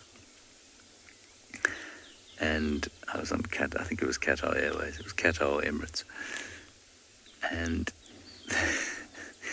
the human being next to me had a case of tooth rot, the likes of which you've not seen before. Clearly a 40-a-day man without a toothbrush. And the sight and smell of this man's mouth was really quite stunning in the worst possible way. It was literally stunning. I was stunned on a number of occasions. And I woke up halfway through the night with my eyebrows being singed off the front of my face and my nostrils filled with a stink the likes of which a buffalo carcass surrounded by lions who'd been there for 4 days in the hot sun would have not managed to rival. And I opened my eyes, and there was this man, his face no more than 3 inches from mine, mouth agog and open, breathing his foul humours onto me. I felt very dirty until I finally managed to have a shower. Thankfully, Shadulu does not have to experience that. She may experience the same discomfort, but the foulness of her conspecifics, she knows she does not have to experience.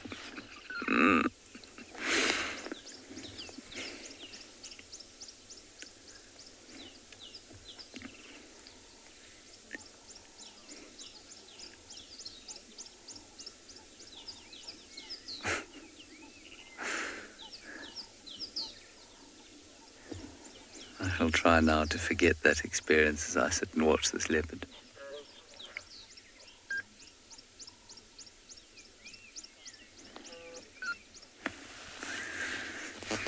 Craig and I are still with these 2 elephant bulls, and have a look now at how their pace has quickened a little bit. They're not walking as slowly as they were earlier. Seems like they've stopped feeding too. Also look at how the bush around them is a little bit more sparse. There's not quite as much greenery as there was where they were first.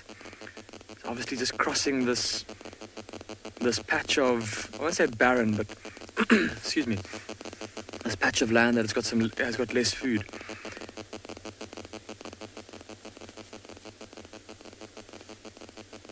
There's also a water hole not too far from here, and pretty much in the direction that they're heading. I think it's still pretty cool. And the direction they've come from is in the direction of one of the only other water points in this part of the reserve. So I don't think they're going to go and drink right now. Probably just looking for the next best patch of grazing to go to. But definitely walking much faster than earlier. Have a look at that bull there. That's the younger bull that I was talking about. See those thin tusks and those legs that look almost a bit too long for his body. Also look at his forehead. He's got not quite a point to his forehead, but from here his head almost looks like it belongs to a female elephant. I'm sure many of you will have seen the difference between male and female elephants. The bulls having a much more rounded forehead, and the females having that pointed forehead. And they look like they're going to go behind the vehicle. Still walking quite steadily.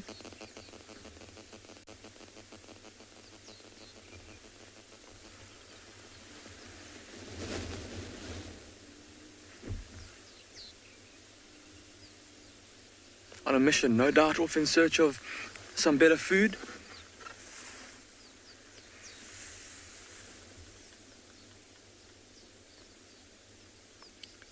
Quite mesmerizing to watch them.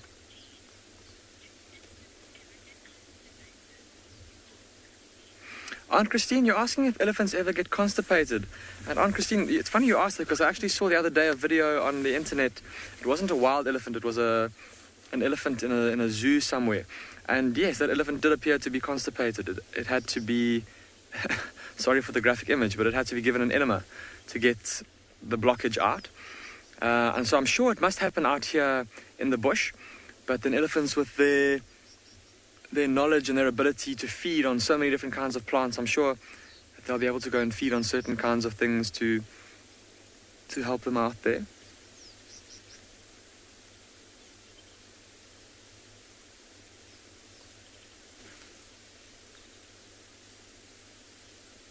But yeah, if Aunt Christine, if you've got a strong stomach, do go and type that into YouTube or go and have a look. It was quite something. Those elephants are moving pretty quickly, everybody, and I don't know if we're going to be able to get another view of them from the area where they're going into, but lovely to get to spend a bit of time with them this morning. We'll try for another view of them, but if we don't, we're going to carry on in search of some lions for you this morning.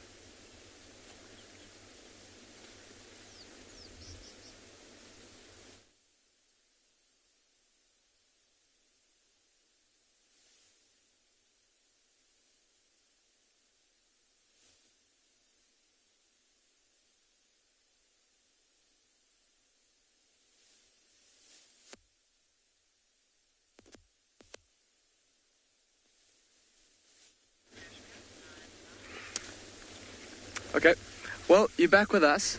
Sorry about that, everybody. Of course, being out here in the bush, you never know when signal might cut, or there's all kinds of technical things that could go on. And I suppose that's part of the challenge of broadcasting to you live from the African bush. Like I said, Craig and I are going to carry on heading towards the west. We've been hearing reports from other vehicles of a single lioness. Just based on the area that the report is coming from, it's more than likely a lioness that belongs to the pride of lions that lives out here in the southern plains, that we often refer to as the Bayala pride. And they're lions that I haven't seen in quite some time, so I'd be very keen to go and venture into that area to see if we can find any sign of her. So I think, let's quickly show you in the map where we are and where we're going to be going. So here's our map of Ambianpinda. It's a map that we would have shown you before. And we're currently down here in these open plains, this grey area, that's representative of open grassland. And we've just seen those elephants kind of around here. This river course is just to our south, so we're currently around there. And then this particular pride of lions has their territory all across this grey area, all the way into this little part of the reserve here. And so that lioness was somewhere around there. So we might venture in that direction. If we don't come right there, though, we're going to head back over the Ubombo Mountains into this area here. It's a lot more green, and that's all what we call Lubombo woodland. And there's a different pride of lions that lives there. And we've also heard that they have been found as well. So if we don't come right looking for this pride of lions, we're going to head up there a little bit later. Right, off we go. Hopefully we can find some kind of lion for you this morning.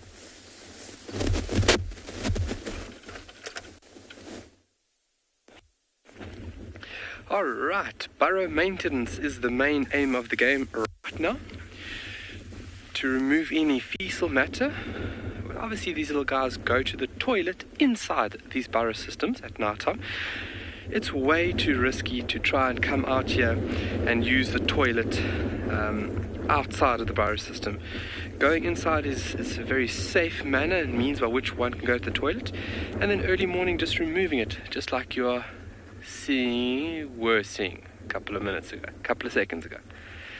So obviously using the front paws and then just removing fecal matter plus soil that would have been pushed down from the winds during the night. Ensuring that those burrow systems are open and clean is very important for them from a safety aspect. Very important if they're being chased by a predator, that burrow system is open, that there's no obstructions. And then also by removing the fecal matter, you don't have a build-up of parasites.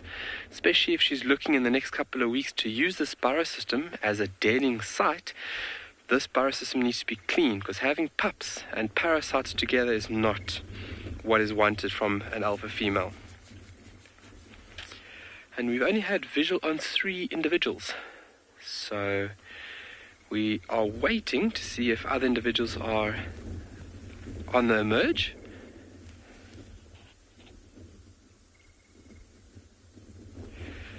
Do they ever fight each other? Dave, so there's a lot of play fighting within colonies, within a group, especially with young ones. A lot of play fighting. It's very important that they build up the necessary skills. But yes, there are vicious, sometimes very vicious fights within colonies and then against different colonies. So against another group or another colony of meerkats on a boundary, fights can be intense. Sometimes meerkats can be mauled by a group to such a detrimental effect that it can actually kill them. When it comes to territorial disputes, obviously, you want to avoid conflict. No animal wants to engage into conflict, unlike humans. You want to basically show all of your superiority before you have to engage into conflict. So they'll do vocalizations to try and show another group that they're stronger, bigger, more dominant. They'll do visual rock, like almost rocking back and motion. But then if colonies are in close conflict, they fight. And it can be quite vicious. Those little teeth are efficient tools. I've seen them kill African wildcats, not an adult, but babies. And a colony of 10, 15 is quite a dominating force. We're going to send you off to another location for now.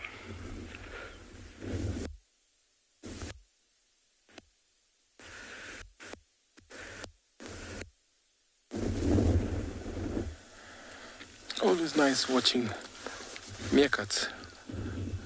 I like also the interaction when the drongo comes in and folds them.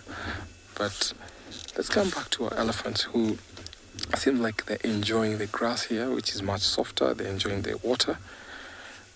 Now, elephants require fresh water daily, and that's why you can see them coming here to drink. And it keeps on changing of weather. We see elephants coming to these swamps early. So this is actually about two herds where we've seen them coming here. You can see some of them being led by the matriarch, and the young calves are actually super playful. So thanks to the swamps and the marshes here, so elephants don't need to travel as much. But in other places during the dry condition, elephants will, with the extraordinary ability, they can smell underground water, and with the help of their tusks, they go and dig in dry riverbeds and then get some pools where they drink water. But here they come to this marsh where the grass is soft, and of course that message will be passed to these calves, especially the females, who will always be accompanying the rest of the herd for the entire lifetime when they come to these grazing areas.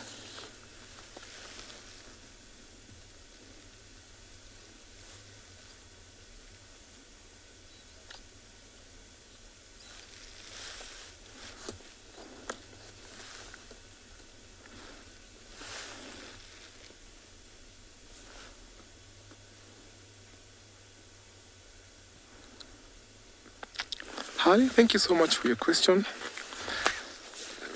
Not really, or not necessarily, that elephant will only mate when they're in mask.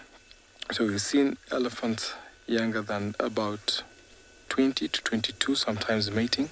So not only that elephants will mate when they're in mask, but the role of the big bulls within the bachelor herds is very important, because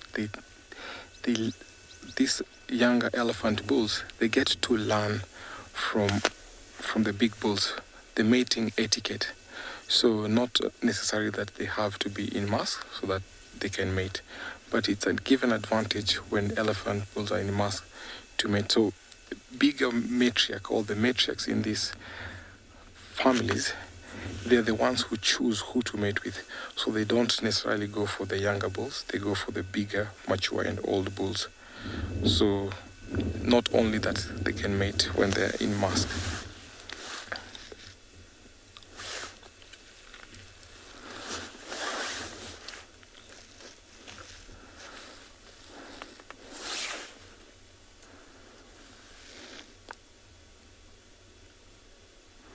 So I'm still going to hang around here because this is a very beautiful scenery here. Watching these elephants as they enjoy the grass. Let me take you over to another live location.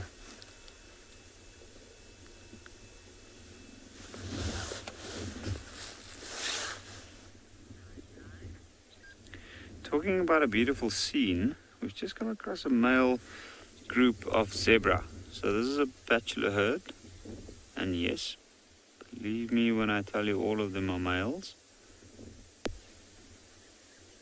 And just have a look.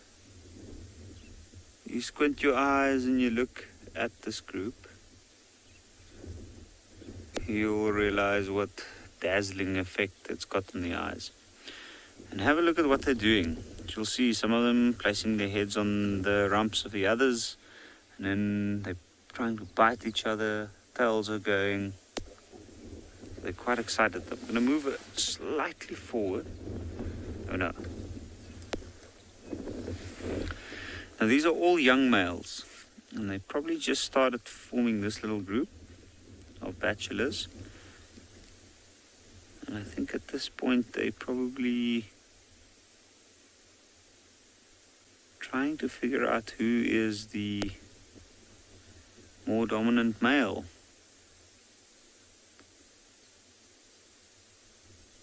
Now, a young group of zebra like these can be quite interesting to watch, because there's a constant battle going on. I'm going to move a little bit back. There's also quite a lot of impalas in the area, and the interesting thing is that these guys have actually been chasing the impalas. So let's have a look.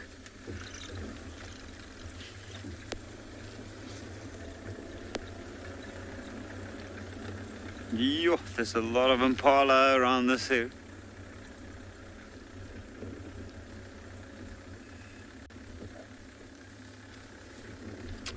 Okay, Times, if I'm hearing the name correctly, yes, they are aware of our presence. I'm sure they are. They're quite alert.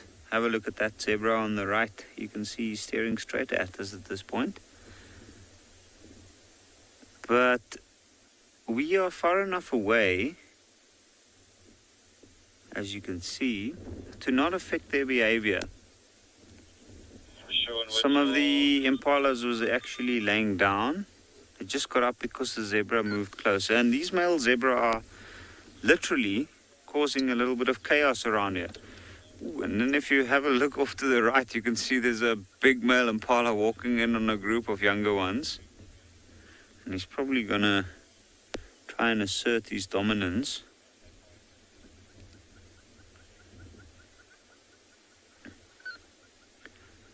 But what an incredible scene.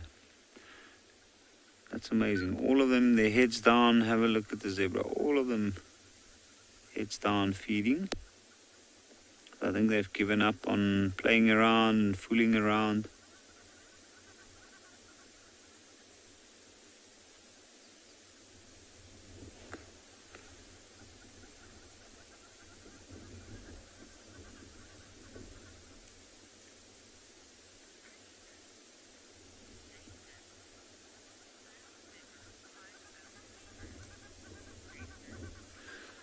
Mason, male zebras definitely fight over females. In fact, young male zebras, when they leave their natal herd, they form little groups like this one. And have a look at that. You can see there's actually some of them, they're going at each other, they're biting each other. Every now and again, when they get too close to the hindquarters, one might kick up, like that one. And that's because they're trying to establish some sort of a hierarchy. But a group like this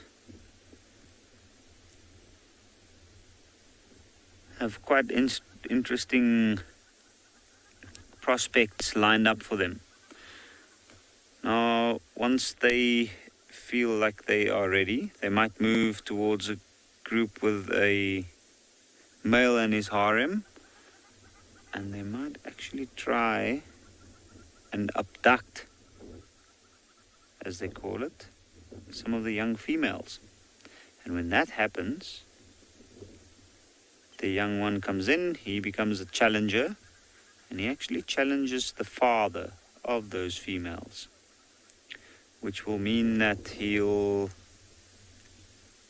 fight him, which is usually bites and kicks. But it's more a competition of endurance than actual fighting to see who wins. You can see, just look at that. That is incredible. I'm going to move a little bit, just reposition. You can see there's quite a lot of excitement this morning in the air, and that's mainly because of the weather.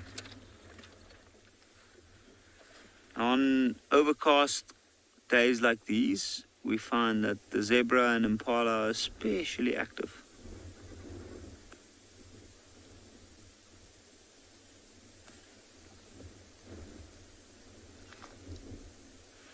Now what's interesting here is that these males might have come from different herds. So they're more or less the same age, but some of them might be maybe a year or two older than the others and have a little bit more experience.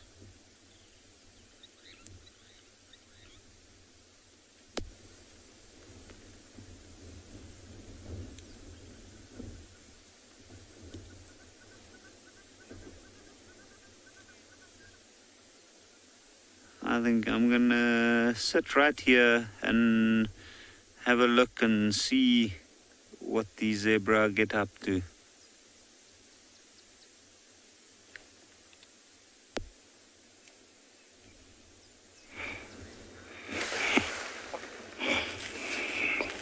Well, here we have the zebras on the move and a secretary bird preening itself. Such a beautiful setting. It looks like the zebras have decided today they don't want to be in this area. They are moving on. I don't blame them. Maybe they have been here for quite a few days and they have exhausted all the grass, so it's about time to move on. The secretary bird has also decided to do that. Remember, the secretary bird is a bird of prey, spends most of its time, in fact, about 90% of its time on the ground. Only when they have chicks, because they nest on high trees with a big nest, they will fly back with some little food to get back to the nest. But if they're not breeding, they don't have chicks, they will spend all the time on the ground, sometimes even lying flat on the ground to rest, only heading back to the tree to roost, in the evening. They pair for life, and they're masters of killing snakes in these plains. Their long, thin legs are adapted to stomping and killing, even some huge snakes like cobras and mambas.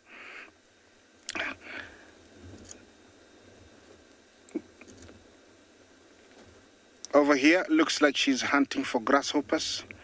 That is what she's in for here. I have looked in one of Secretary's bird droppings, and 90% of everything that came out was grasshopper legs. Wasn't a very good smell. Sorry to be discussing that right now, but yeah, it's part of the details I have to give you. Yeah, it had lots of grasshopper legs and wings that were undigested, and so yeah, I did find out that it was that it was eating. The other one is not very close. I don't see it, but they have a nest somewhere back there, so I would say maybe it's closer to that nest, but they're usually not very far apart. With the amazing eyesight, they're able, to see each other even from long distances, so they're not worried. It can fly, so in case of any threat, it will, get away quite, quickly.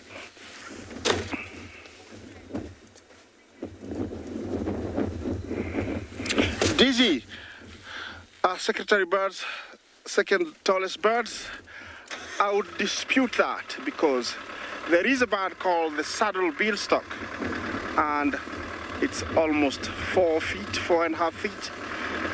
It's very tall, so I would say the saddle beanstalk here would be the second tallest, not the heaviest. Yeah, so Dizzy, I think the saddle beanstalk takes second. Secretary will come in somewhere between 4 and 5, because we have the marabou stock and we do have the secretary bird. So it will come in somewhere there of the tallest birds. Okay, it looks like we have to head slightly down this way. in front of me there is a lot of wildebeest and zebra, and that's where I'm heading to. So if you allow me, I'll go there as we take you to another live location.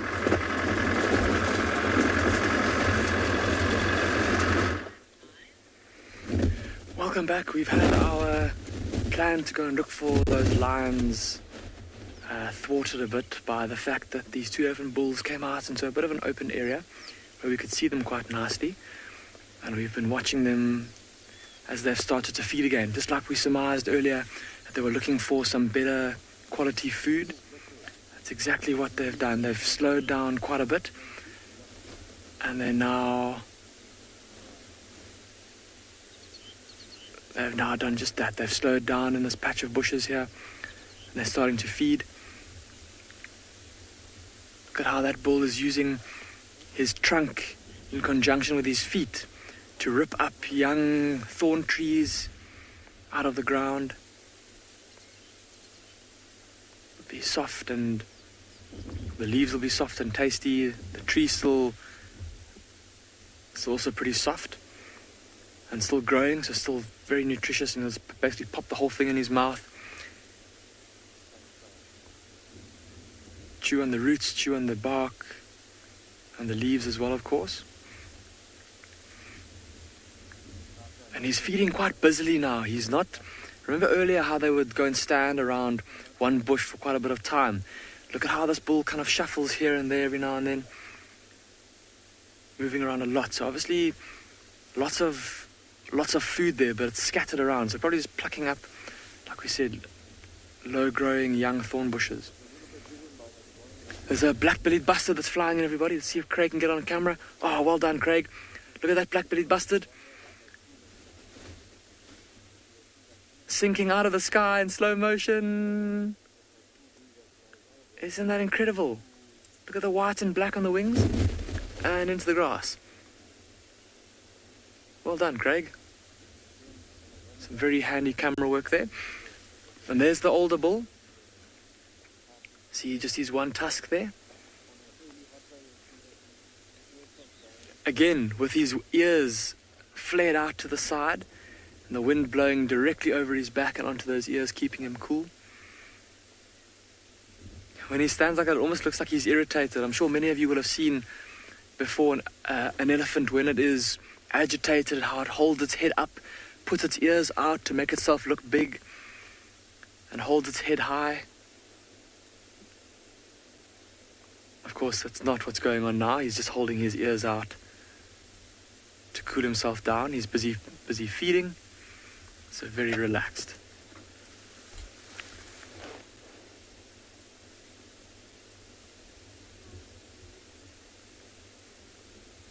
Very slowly just reaching his trunk out here and there, plucking up grass and bushes.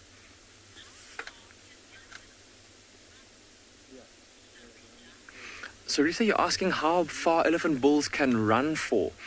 Well, I don't know about how far they can run. Obviously, with them being very big animals and very heavy, running a long distance is not something that they are used to, or that they'll do very much of. So Rita, most of the time when they run, it'll be either to chase another elephant bull away, or if they're chasing after a female during courtship. And that might be a couple hundred meters to maybe... Yeah, I think the furthest I've seen an elephant bull chase another elephant bull was maybe over about 400, 500 meters, where the two of them ran, like sprinting for about that distance. And then both of them got too tired and they couldn't continue. But in terms of walking, they can walk very, very, very far and very fast. I remember reading in a book about 10 kilometers an hour is how fast they can walk. Not run, walk. They can walk at about 10 kilometers an hour. And they can keep that up for a good amount of time. We've watched old bulls here in the southern parts of Ambionpinda when they've come into must and they're heading up into the northern parts of the reserve to go in search of females during winter time. They'll cover a distance of 30 kilometers, maybe even a bit more, easily or overnight. And we've seen how their tracks have led us from the far south of the reserve, like I said, overnight. The next morning they've been on the tail of a herd, so to speak.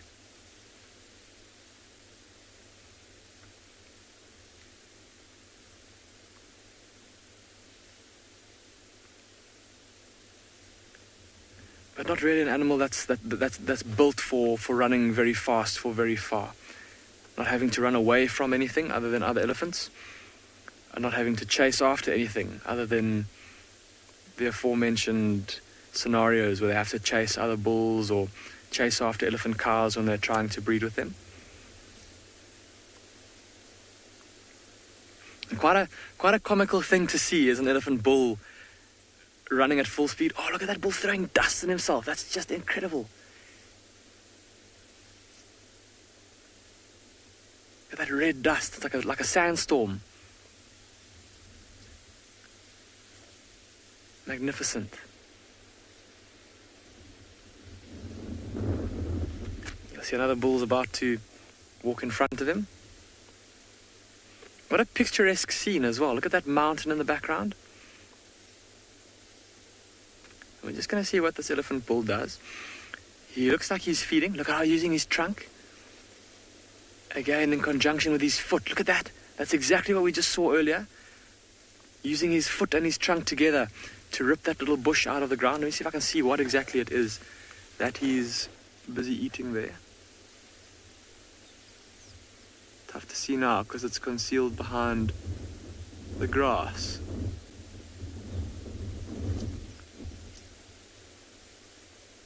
Look at how he puts his foot on it and then uses the strength of his trunk to rip it out the ground and pop it in his mouth.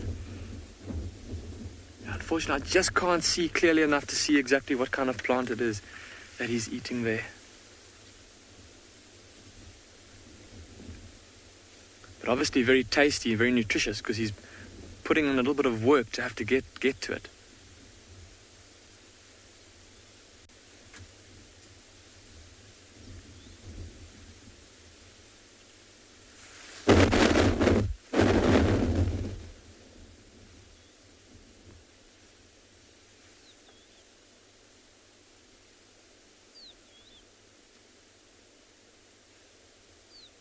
We're just going to give him a bit of space, everybody.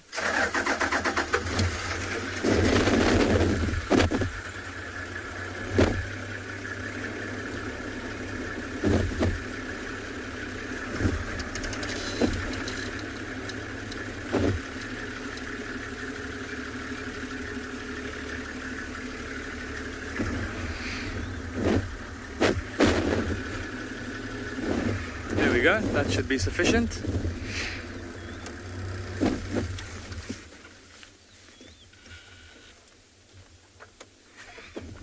Just wanting to move a little bit back to make sure that elephant's got enough space where he doesn't feel that we are imposing on him, and if he does want to walk in our direction, that we're not blocking him off.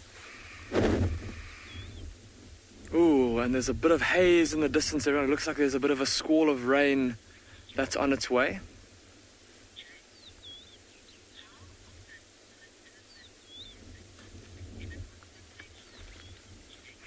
Jake, you're asking how often elephants lose their tusks in confrontations. Jake, it's not very common. It does happen from time to time, especially with bulls when they're fighting.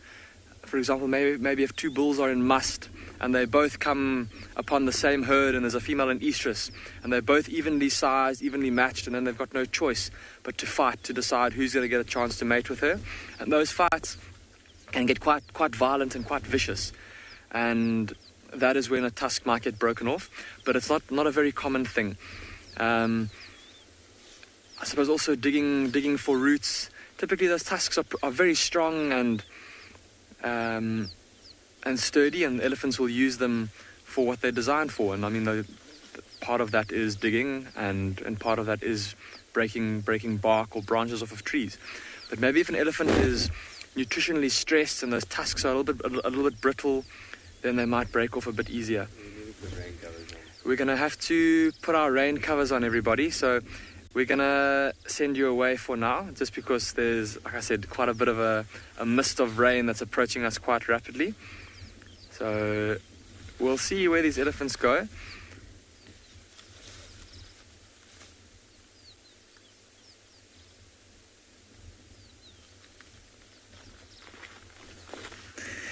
Our leopard is very content and sleeping here in her tree. Her duiker is also sleeping, somewhat more permanently in the same tree. And I think what we're going to try and do after we've spent a bit of time here is head up towards Biffle's Hook, which is the reserve north of Djuma. And there are some cheetah. If we can get a space, we'll go on there. Because I don't think our leopardess is going to do much. It's very special having her here. And spending such sort of, I suppose, I almost said lonely time with her, but I meant exclusive time with her. There's no one else here. We're all on our own,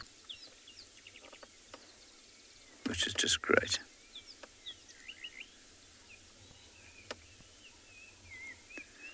Right, well, I guess we'll leave here and go up to the cheetah. So you come in, but you'll just come along more west, that's where you're coming from, and then you'll head north. So welcome back to the Mara, where our elephants have shown interest and they're actually walking towards the river. See that young male is actually cooling himself. Look at how he's scratching off for soil there and dust.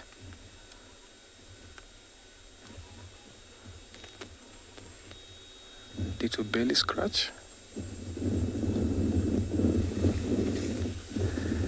How interesting is this?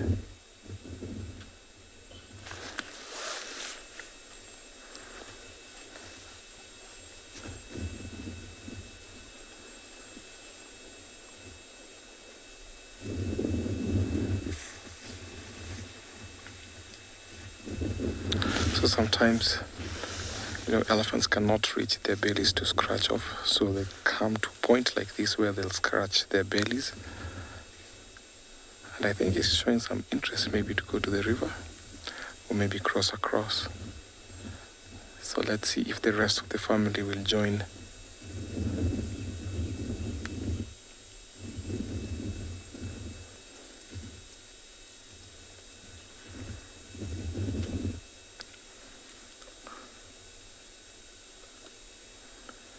Despite them having enough water at the marsh, so they always prefer coming to drink at the river.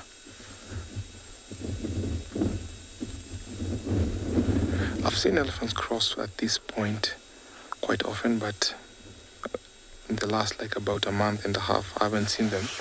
So it will be quite nice to see if they'll do it right here.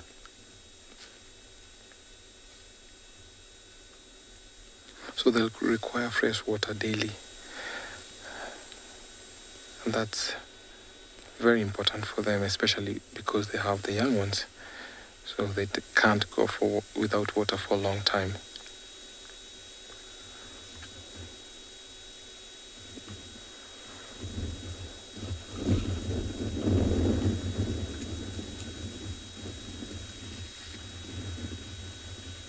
So they have to assess for crocs, because they have the calves, so it's very dangerous for them to cross when they have crocodile. But since they have pig matriarch, older females, and the rest of the family actually guards for such predators like crocodile, especially when they're crossing the river.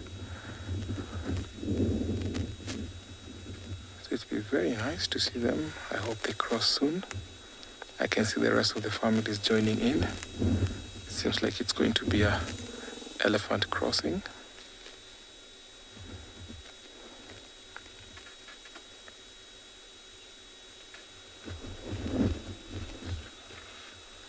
You can see on the bank where they've excavated actually for minerals. You can see some small burrows there. So this tells you that these elephants have always frequented here. It's only that because it's drying up, that's why we've seen them coming this morning. But normally they will cross here at around noon, and sometime by noon we've always closed the show. That is why we don't always get to see this. You can see them dusting off.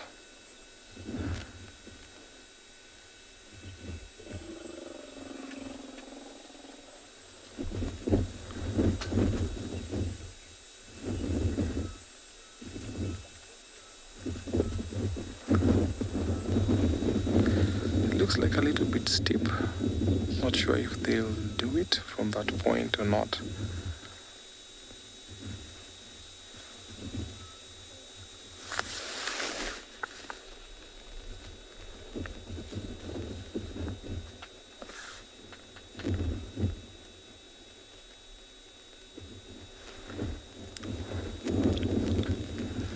You can see the older female choosing a different path. So I think they might join her. Because from where they were going to cross looks like a little bit steep.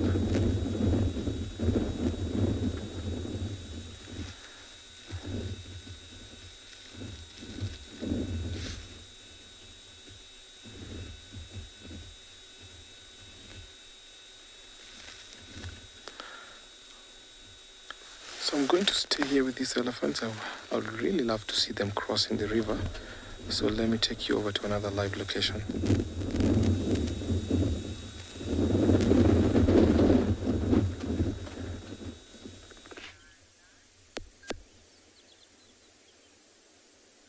So we've been sitting around here having a look at these impala and zebras. Zebras seem to have quieted down, but we've noticed that, have a look at that.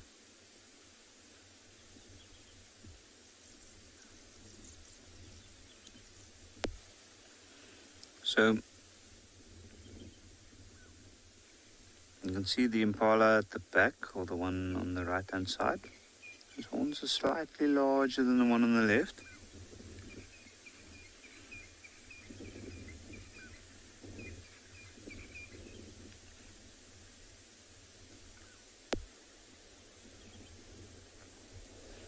And we've been noticing that there's quite a few impalas playing around like these two are at the moment. And if you look at the size of the horns, you can see that these aren't completely matured. So they must be the new males that... Ooh, that's quite a bit of excitement. But so, where we are, this is a large clearing with very good resources. Food, there's water not too far from here.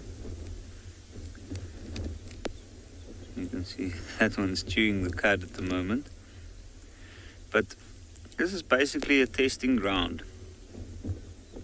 A lot of young male impalas right on the verge of seriously competing for territory. And then also those young male zebra. You can see that one is relieving itself, but they are a lot more relaxed than they were earlier.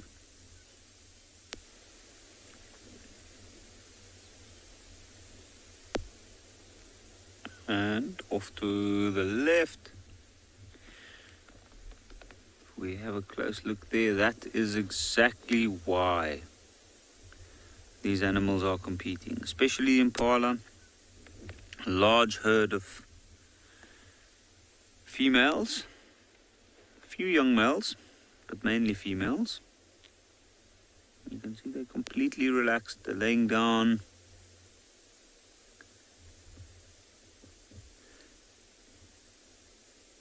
So those are the yearlings. That young male there right in the middle, you can see small horns. And like most ruminants during the middle of the day, he's laying up and busy digesting and chewing the cud. But the rest of them are laying right on the edge of the tree line, so outside of the clearing, and that's because of the wind. The wind's quite strong, and they've probably had quite a busy night due to the full moon last night. With the wind blowing, you often find that during the day the impalas lay down and rest. But talking about the young male. So the young male, the zebra group, the bachelor herd, as well as the young males off to our right, they know that this is one of the best spots to keep a territory. And as we can see with the females, that's exactly what they're competing for. So all of the males, they're trying to test each other, they're trying to establish some sort of a hierarchy in this case.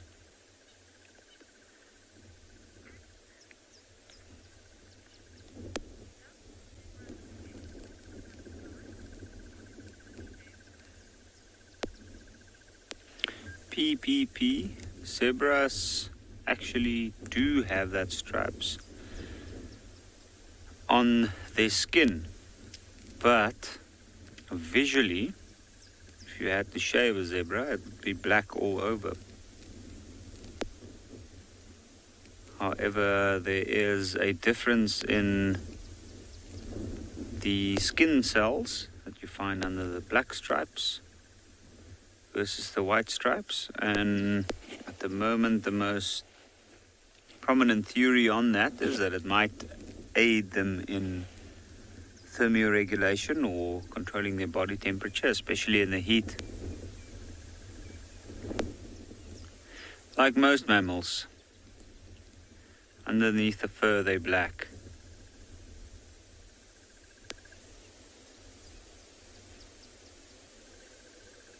But at this stage, this is a very, very interesting area. On a day like today, where it's overcast, there's a strong breeze blowing, these animals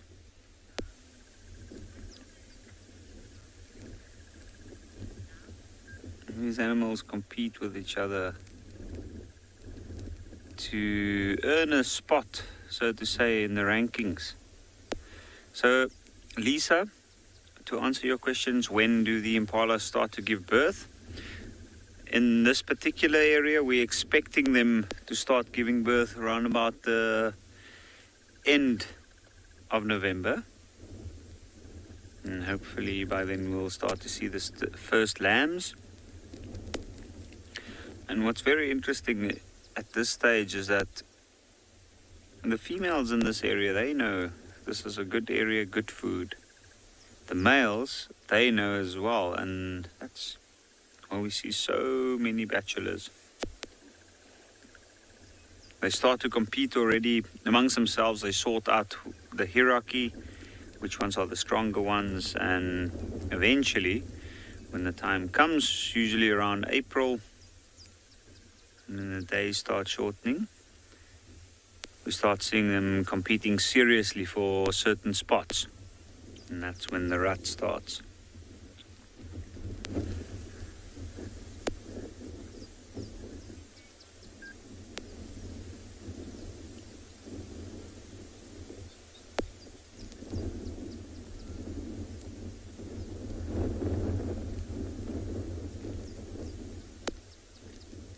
Eventually, when the time comes. Well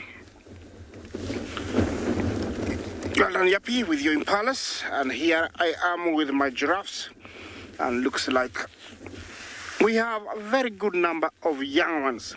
You will notice them when they pop their heads up there, and it is such a beautiful sight. Look at that. That is only maybe a month old or so. The farthest one behind could be the mum. These calves, can stand up to around 6 feet tall or 7 feet tall. So already taller than most of us, even at a very early stage. And it is important because they can spot predators also. This is the Maasai giraffe, and they are doing very, very well. Although listed as endangered and the numbers are declining, we stand at around 100,000 this time and date, and they could be dropping due to habitat loss, poaching. Those are the two main effects, apart from them being hunted by hyenas or lions, hyenas will take full advantage of these young ones like this. When they come here, a clan of about 50 or 40 could easily outmaneuver the mothers and feed on them. There's some zebras who come to join them. They feel very safe when they're in amongst the giraffe. Of course, the giraffes can see quite far, and they can also, tell, but their body language can tell everybody around that there is a danger. These are the bachels, or the common zebra. But the giraffes here are Maasai, and there's quite a good number of them. Looks like majority of them are females. So this is what we call a crèche. It's a babysitting club created by females when they're just about to give birth or after they give birth. Each female usually gives birth all by herself in a secluded spot out in the plains where she can see quite far and wide, and she will hide her young one for a couple of days while she browses not very far from it, going back every half an hour to 1 hour to give it some milk.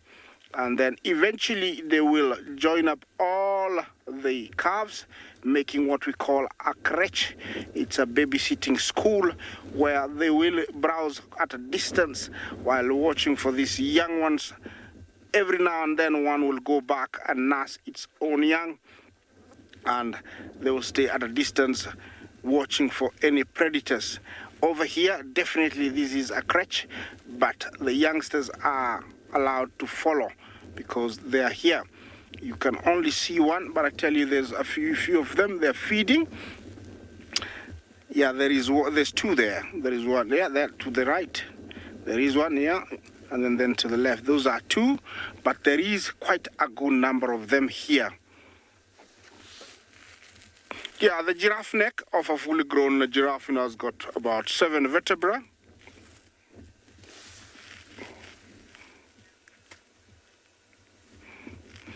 Liz, do young zebras have brown stripes? Yes, they do.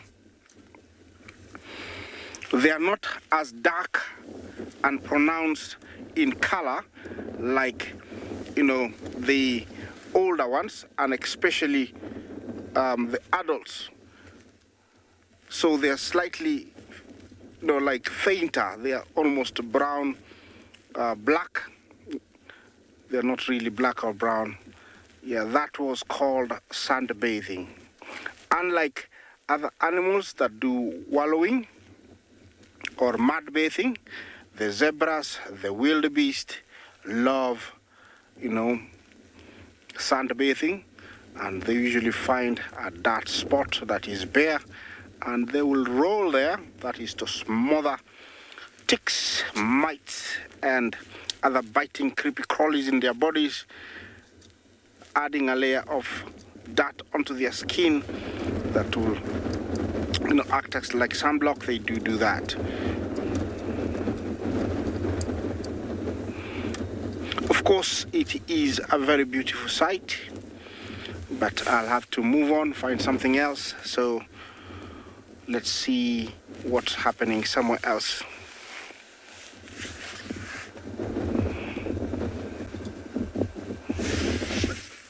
What a stroke of luck we've had today. Here are 3 cheetah, the same ones that Tristan had yesterday. A mother and her 2 cubs. I have not seen these 2, or these 3, as far as I'm aware.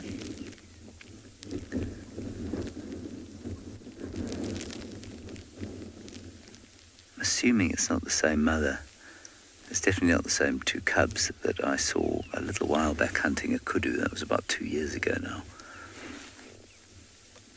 Oh, just too wonderful, isn't it?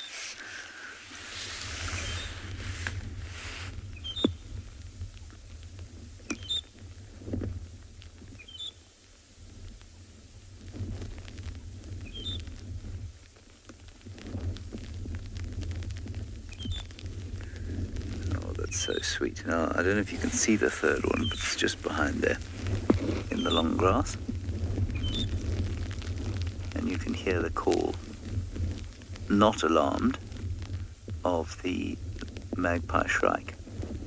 And you know, if this was a leopard, I suspect that magpie shrike would be making its sort of strident, squawking alarm.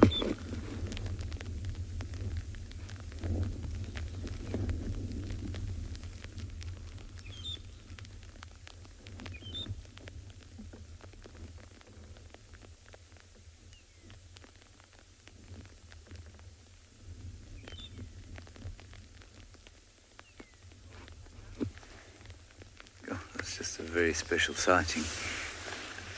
We seldom see cheetah here, as you know, and especially on Djuma, because their habitat just doesn't really suit them, whereas up here on Buffelshoek, where we are now, there are a few more clearings and things where the cheetah tend to hang out more frequently.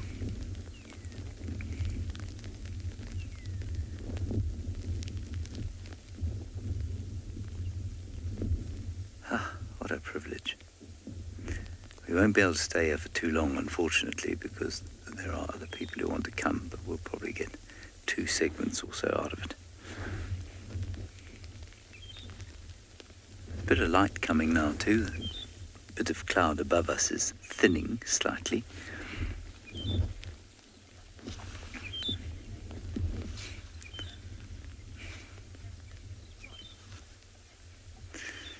Yes, Nathan, indeed. Each cheetah definitely has different spots. And it's, you know, people used to say to us when we were kids, isn't it amazing that every zebra has totally different stripes? And the same thing applied to cheetah and leopards, of course. But it would be much more amazing if they all had exactly the same spots. So, you know, they say things like, it's like a unique fingerprint, and each human has their own fingerprint. But it would be much more amazing if each human had exactly the same fingerprint.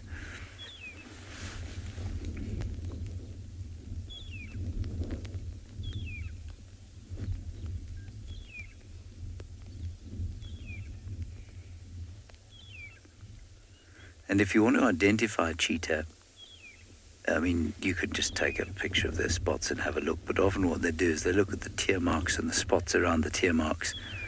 It's a full frontal face shot, and there are often distinguishing kind of spots around the face there that help cheetah researchers identify one from the other.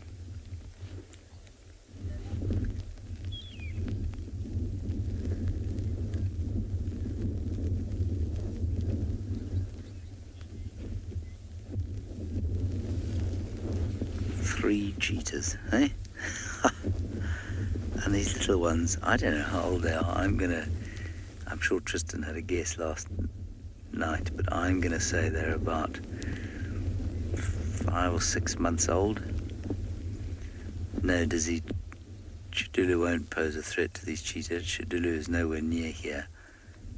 She would if Shidulu came across one of these cubs on its own without the mother, and if they weren't paying attention, yes, for sure, a leopard will kill a cheetah. But I've watched leopards chasing cheetah, and cheetah are disdainful in the way that they run away. They do run away, but you know, they're so much faster that it looks like they're taking a sort of Sunday jog.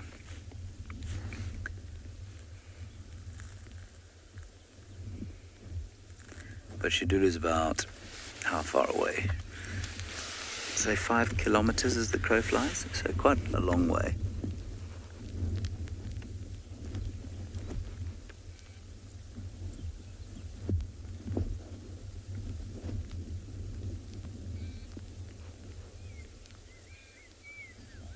Oh, hey, look at that.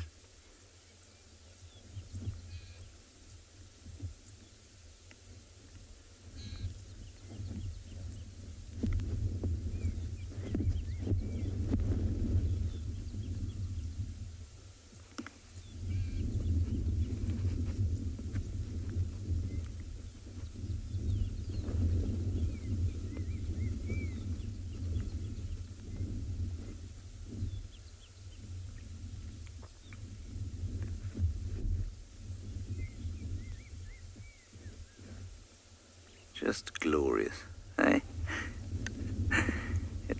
It makes me want to go up there and join them. And wonder if they probably wouldn't be quite as affectionate to me as they're being with each other.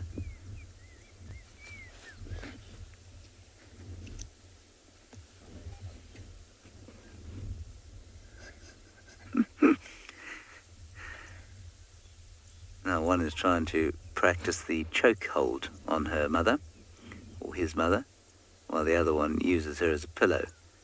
Very different approaches to the motherly relationship.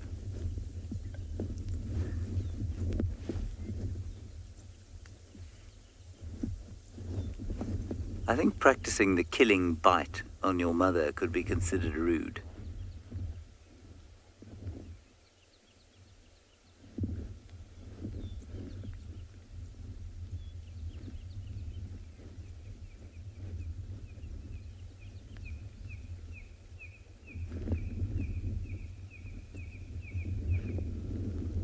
Here a red-crested korhaan in the background.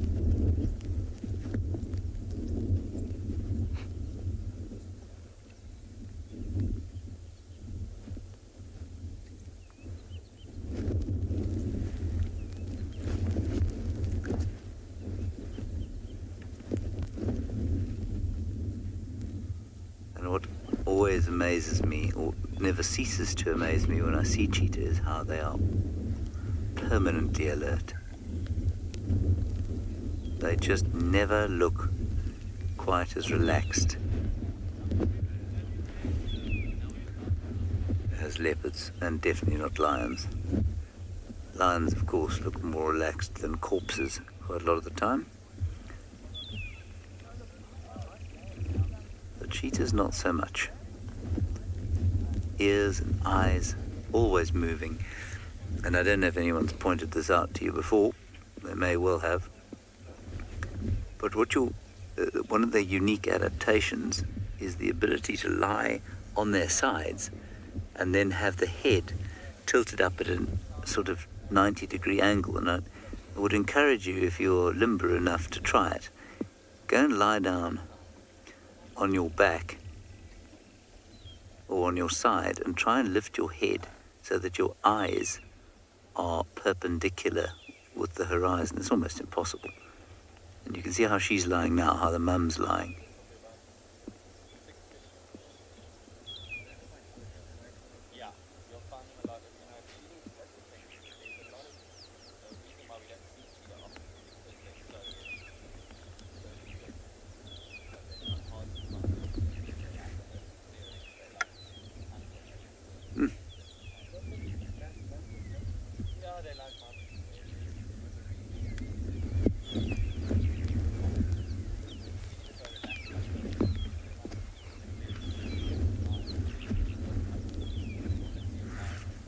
Oh dear, practicing our chokehold on mum again.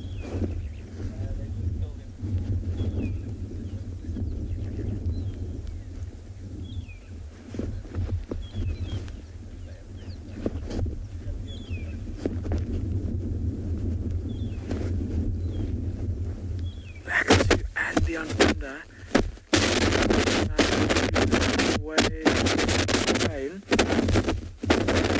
We managed to stay relatively dry, and we've also found 5 adorable lion cubs.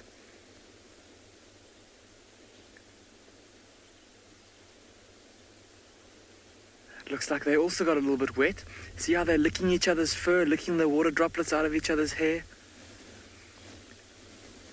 And if Craig zooms out a little bit, have a look at the spot that they've got for themselves. They've perched up on the most magnificent rocky hillside, overlooking the Lubombo woodland below. They haven't exactly chosen the best cover either to escape from the rain. There's quite a few thickets around here, but yet they're lying relatively exposed there. I suppose for them, it's not really very heavy rain. It's more of just a heavy mist that's blowing through. So nothing too bad for them, nothing that they can't handle.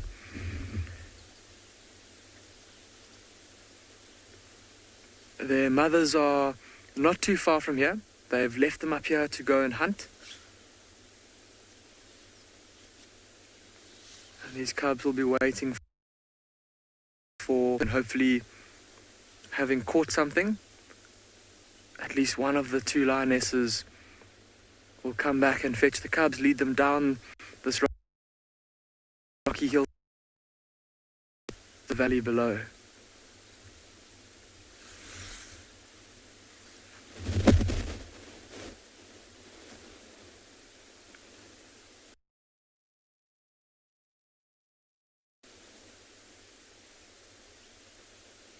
There's a lot of grooming going on, a lot of licking, but then there's the odd little bite as well. Of course, for young lions, I suppose the temptation to bite your sibling or your cousin can only hold it off for so long before an ear or looks too tempting and you have to bite it.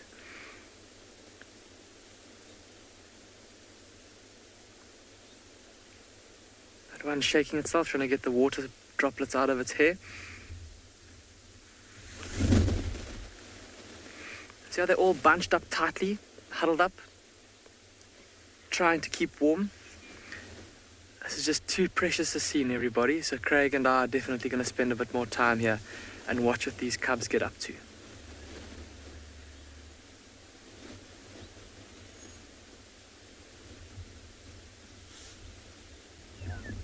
Our cheetah, and so we will follow them for as long as we can to where they're going to go. You do see another vehicle there. It's just another game drive vehicle. Don't worry about it.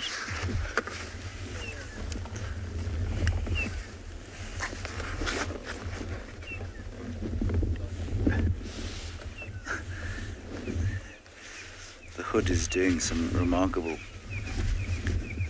contortionism to get this shot as they go behind us. Okay, let's turn around.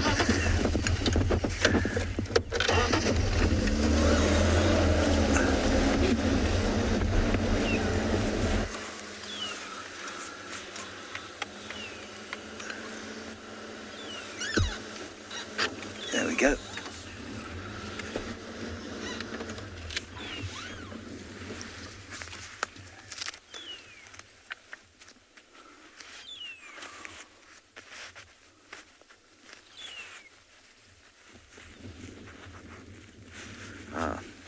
There's a hyena just in front of them, in front of Mum there.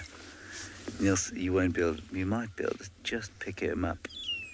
You can just see him through the bush there.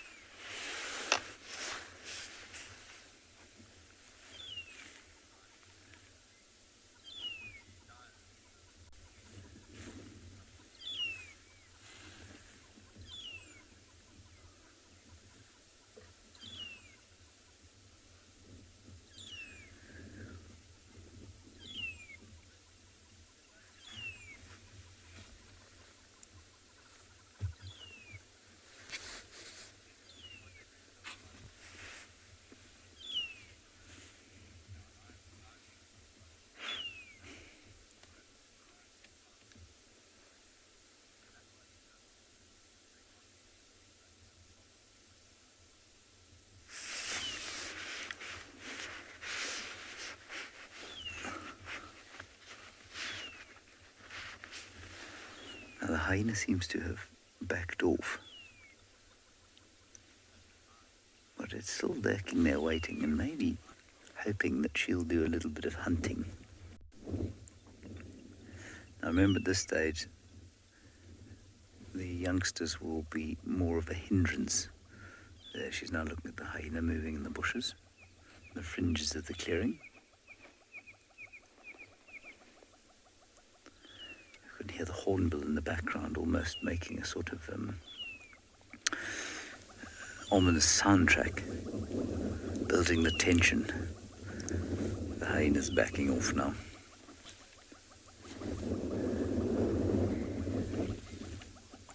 And you find that these cats treat hyenas with much the same disdain that antelope do. So, they know they can get away from them. If they can see them, they're not going to be too panicked by them. So they don't look alarmed, they're just kind of watching.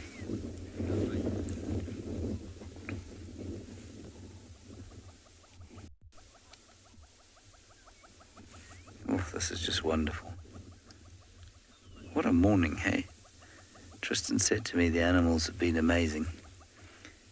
And I said to him, don't worry, they'll all have left as I arrived.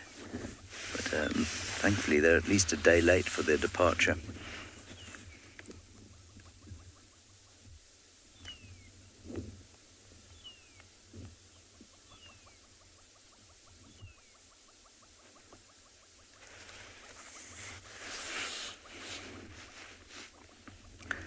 Now, I don't know how many of you were watching when we had the tremendous privilege of following those 5 cheetah brothers of the Masai Mara, who are now very famous.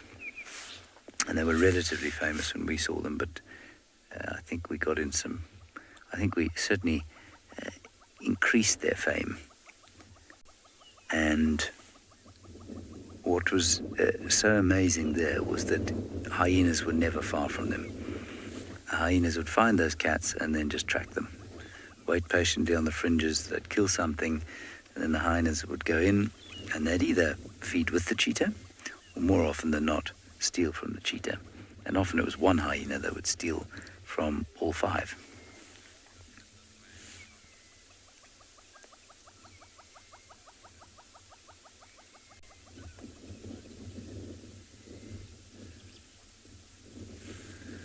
Just great. Right, we'll wait and see what happens.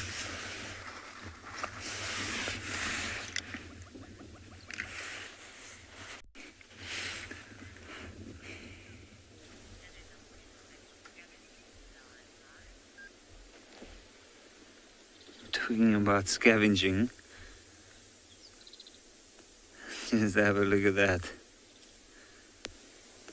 Very diligently. Oh, you can actually see the fruit there. That is a very large jackalberry, and this troop of baboons have just climbed up. And I've seen about 3 very large males, like that one. And they are literally stuffing their face at this point. So have a look. Oh, quite a jump there.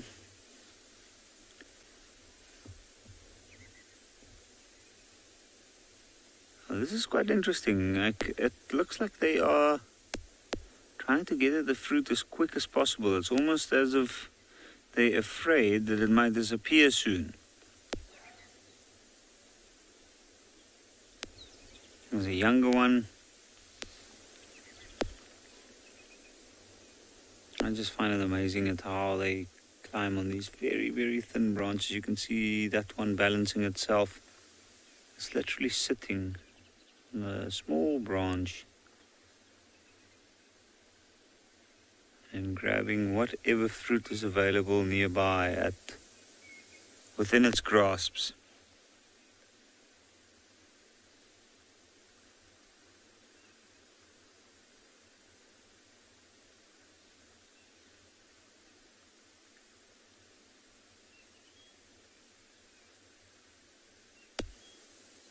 It's amazing how these animals are just moving on the smallest branches between them as quickly as they are.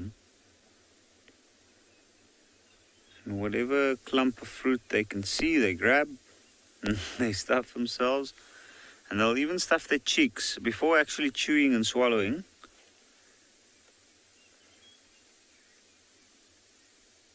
Just look at that. You can see everywhere you see branches moving at the moment, that's where there is a baboon. The whole troop up the tree.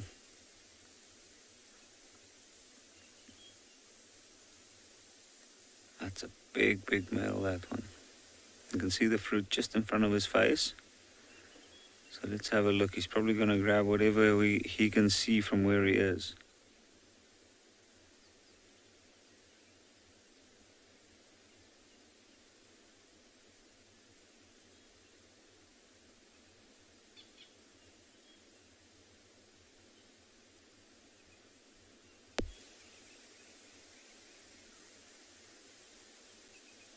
They're almost completely disappearing in and amongst the leaves at the moment.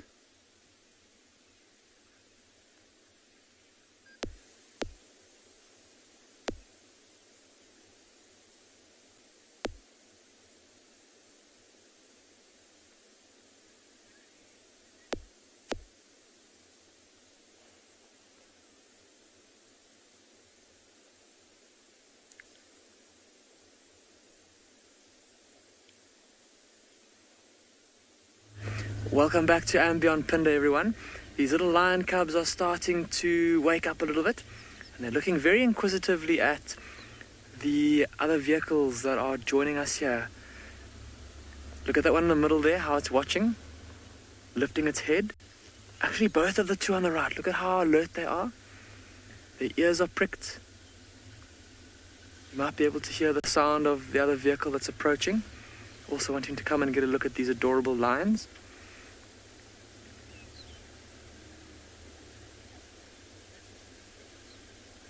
Still meticulously grooming themselves. Cleaning the water off of each other's backs. Still no sign of their mothers though, like we said. I think they're still down in the bottom of the valley there. There's another vehicle that's managed to find them. I wonder if they're not maybe using the cool of this rainy day to try and hunt something.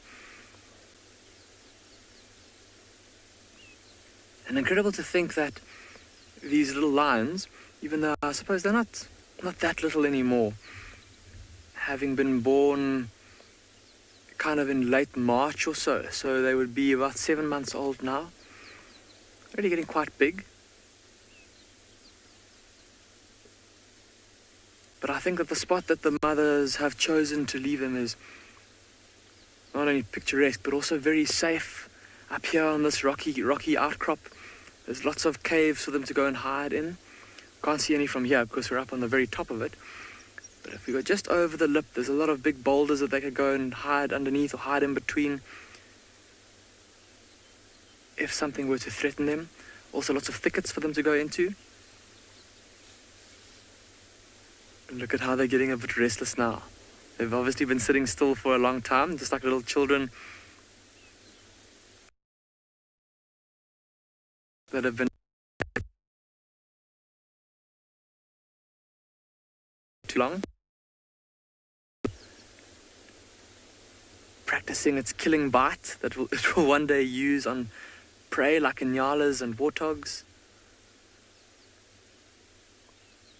And its sibling giving as good as it gets, now biting back.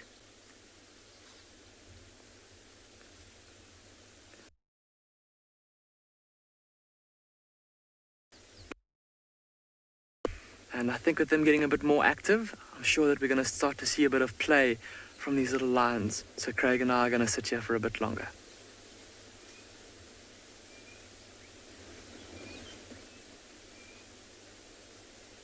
It's always nice watching cheetahs.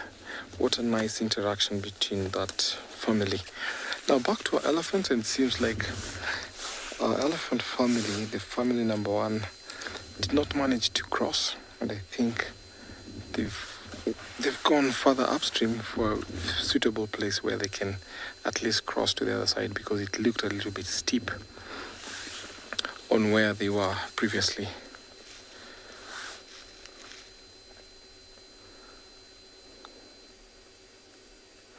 The reason why I said family number one is because it looked like these two families know each other.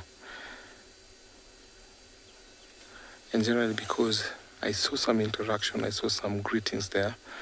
So when family groups increase in number, sometimes beyond the capacity of the environment, you find that they'll always split and form two groups. So the population sometimes gets too big and maybe it's too dry, and maybe family number one has lots of calf, so they end up staying behind, and the rest of the family will end up going together. So when they move together, they have what we call bond groups. So we have family bond who generally sometimes will meet and engage in greeting ceremonies, just like what I just saw, intertwining the trunks, rumbling, trumpeting. Sometimes they bellow while they're walking around.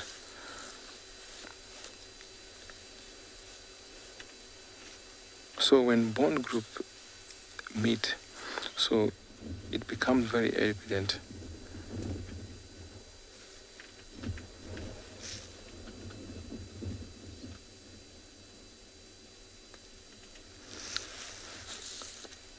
I didn't get that clearly.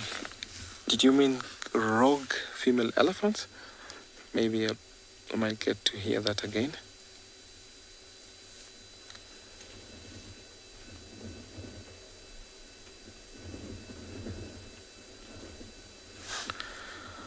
You know, sometimes elephants have personalities like us humans. So we have humans that might be not friendly. We have just the same as elephants. So once in a while you can find rogue elephants.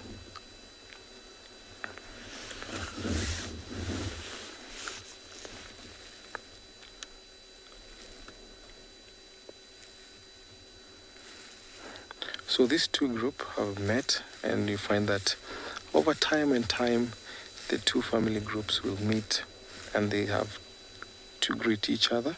So we call this the bond groups.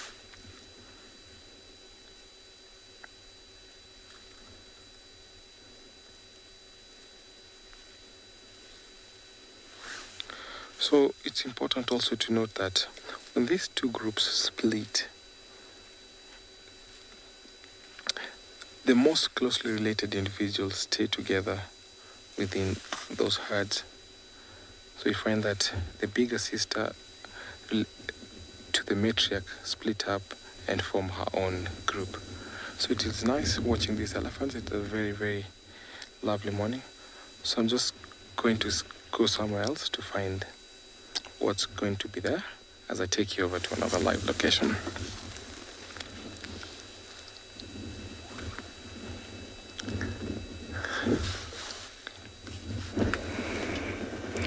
Well, look at what we have here. Some piggies, some hoglets. I thought they were lost earlier. And look at the wildebeest, how they look at them. It's like, what are these? These are little, what, hogs? I call them sometimes hoglets. Ooh, somebody say they've been spooked by something really fast for how small they are. I thought they were orphaned, but the mother is out there where they're headed. I don't know how they got separated, but the mother, yeah, there we see the mother's come to sight. Yeah, those are warthogs. I would say they're about 2 months old, really quite young. Yeah. Remember, you know, they can give birth up to 6 after a gestation period of about 5.5 months. And that is the mother. They have been reunited. Very busy using their snout. It's a flat pad on the front of the nose or the muzzle. They use it to pull out tubers and also some grass, straighten it and then chew on it. Really, really cute. I don't know how many were born, but we've just seen 4. Looks quite busy. They look very tiny, but I tell you, these guys can get away from most things. They're very, very fast and also can dodge and turn.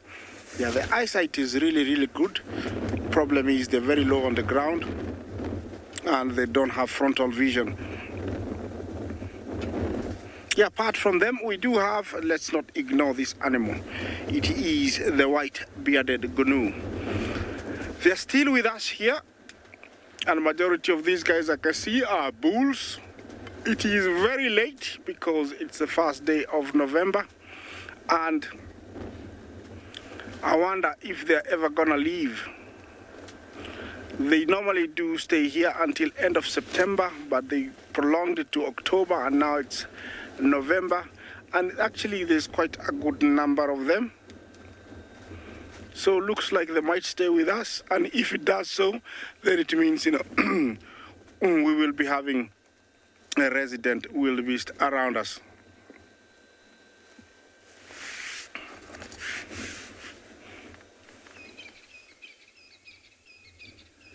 There's a steenbok right in front of this cheetah now, and she gave it a little bit of a chase, and it seems to be oblivious of them.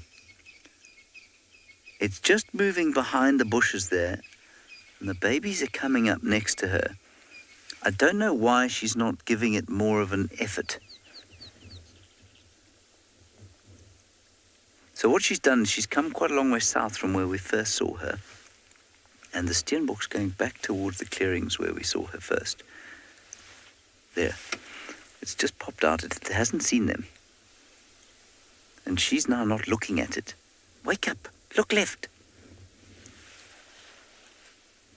It's still a good 50 meters in front of her, so she'd have to get a bit closer before she gave chase.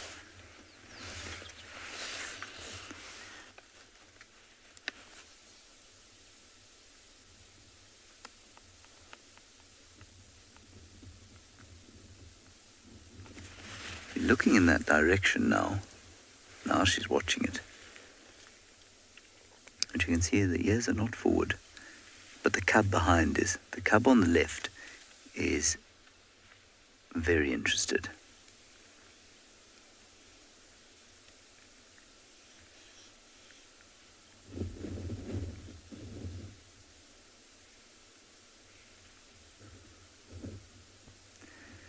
I think that we flushed the steenbok, and that's why it moved out from where it was, and that's why it hasn't taken off and gone further, because I don't think it knows these cheetah are here. I don't think it's seen them. See, now the little one is thinking about a little hunt. All righty. That's very brave of you. Come on then. Try out your running spikes. Let's see how good they are.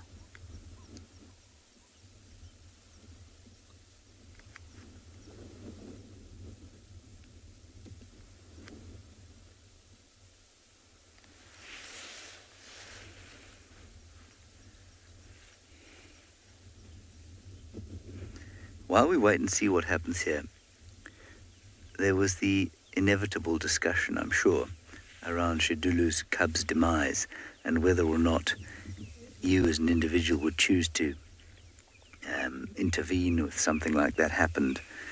And certainly the old school of thought used to be,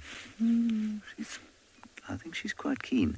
The old school of thought was that you never intervene because, you know, you're just there as an observer. And my argument to that is that it's absolute garbage. Ooh. If this little cub succeeds, I will be astounded. And how that relates to this sighting is that we flushed that steenbok. They wouldn't even be looking at it if we hadn't flushed it. And so we're inevitably intervening all the time. Unintentionally.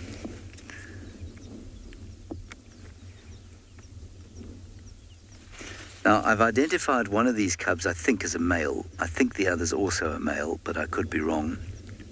I'd be interested if anybody else had an opinion, having seen them last night. I got a brief glimpse behind the tail of one. Okay, now I can see the steenbok.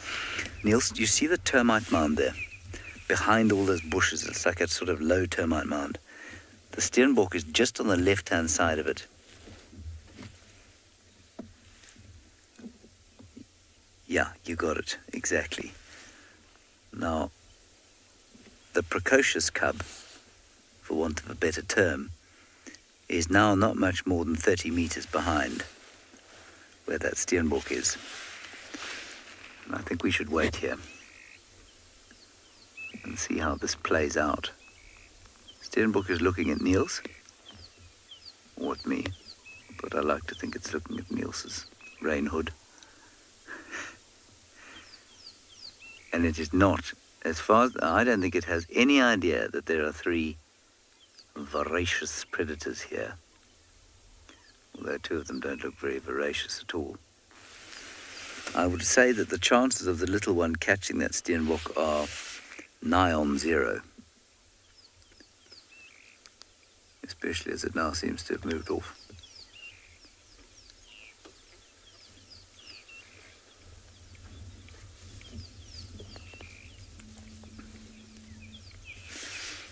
Oh, and our hyena is back, now doing its best to pretend it wasn't actually that interested in the first place.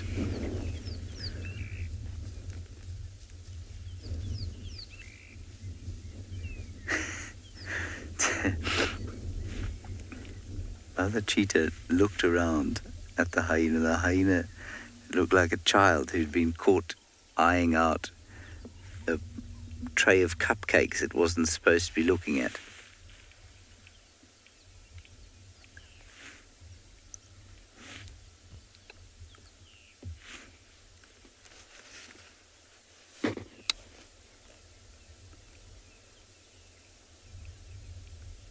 I've lost sight of the precocious cub.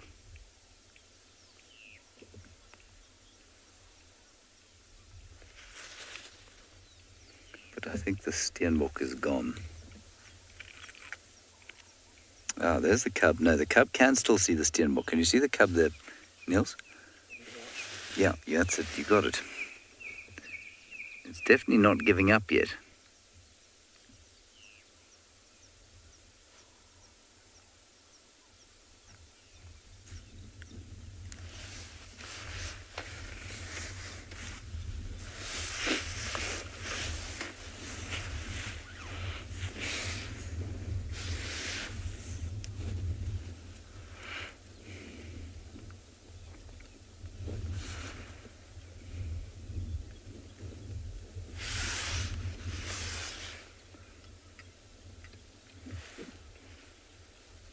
Fascinating. Well, I think the hunt is off. Alas.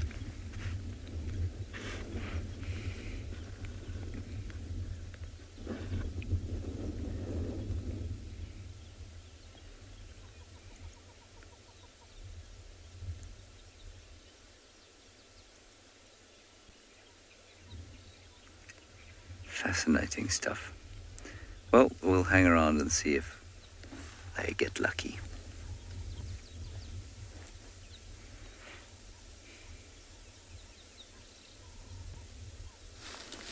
I'm sure and I hope that those cheetahs will get lucky. So here in the Mara, we've left our elephants, very nice family, and we've come across this lion that is sound asleep. He's hiding in thick croton bushes there. I think because it's warming up, he just came there and decided to take a rest. So this is one of the lions from the 6-pack that are in the marsh on the other side of the river, called the Marsh Coalition. I understand there's 2 other males around this area, so I've been trying to look for them, and I hope I'll get to see them.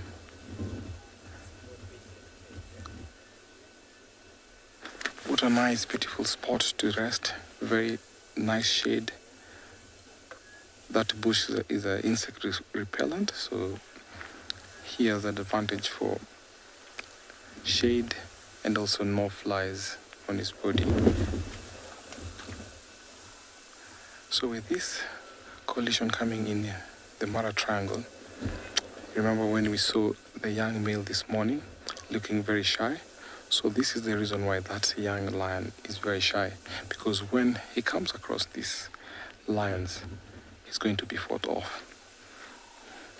And before lions become prime, before they get to that age where they can take over or become a prime male in the prides, they go through a very rough time, and especially when they encounter big territorial males.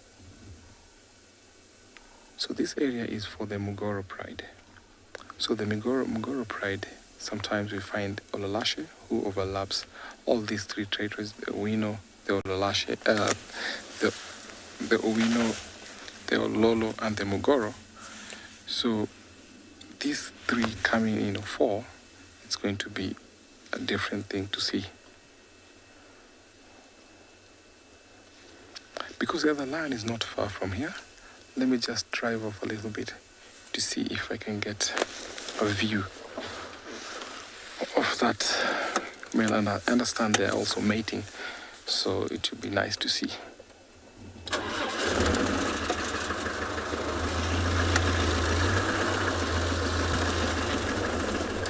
On my mission to find the mating lions, let me take you over to another live location.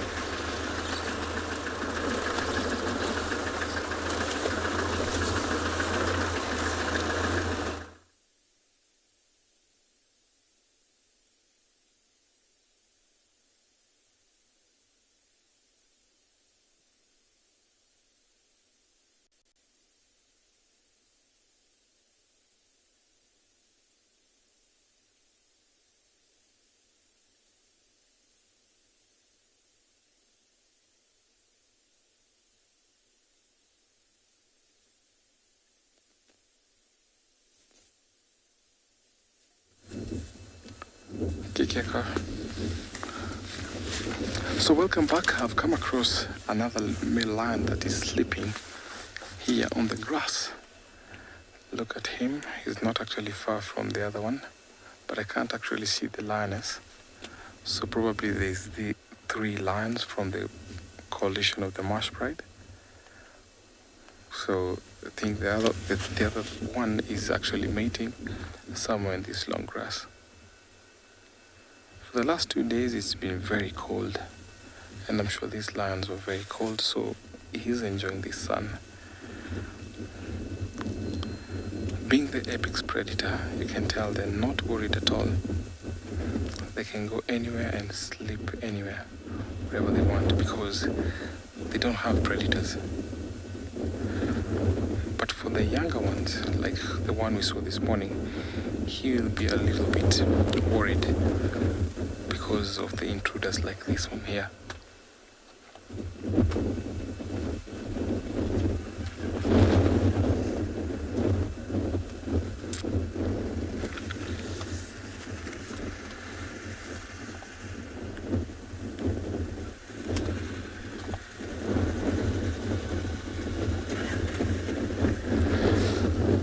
So as I wait and watch this lion here, let me take you over to another live location.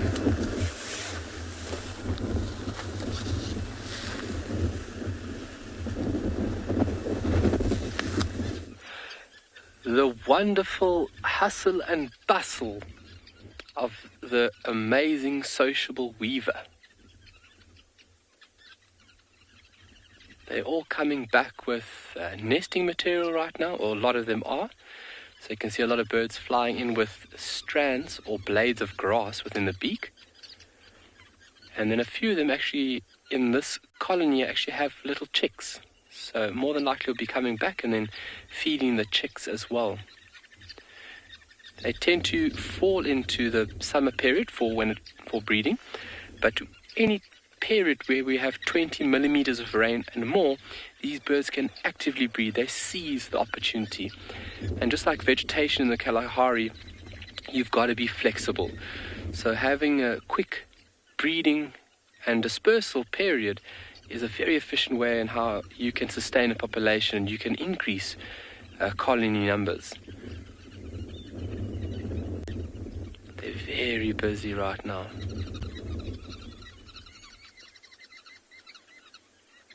A lot of communication going on. And this nest actually has 3 sections to it, so it's 3 individual nests. It's quite prominent through Tswalu. You don't have one nest being continuous throughout a tree. You can see, if David zooms out a little bit for us, you can see what I'm talking about. So in view now, on the top left-hand corner, that is one nest. And then on the top right-hand corner, that is another nest. And these birds maintain these enormous structures throughout the year. It's a remarkable adaptation, and this is how they survive these harsh areas. There's a lot of activity going on there with those ones. They're actually fighting, David. So I actually pulled you away from there. Oh, you are there. There's a little bit of conflict going on there, it looks like it. You can see from the movements that they are chasing one another, so some internal politics.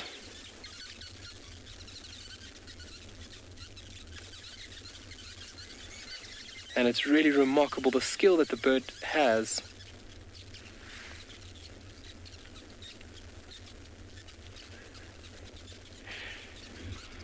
Bernie, it all comes down to sheer dedication.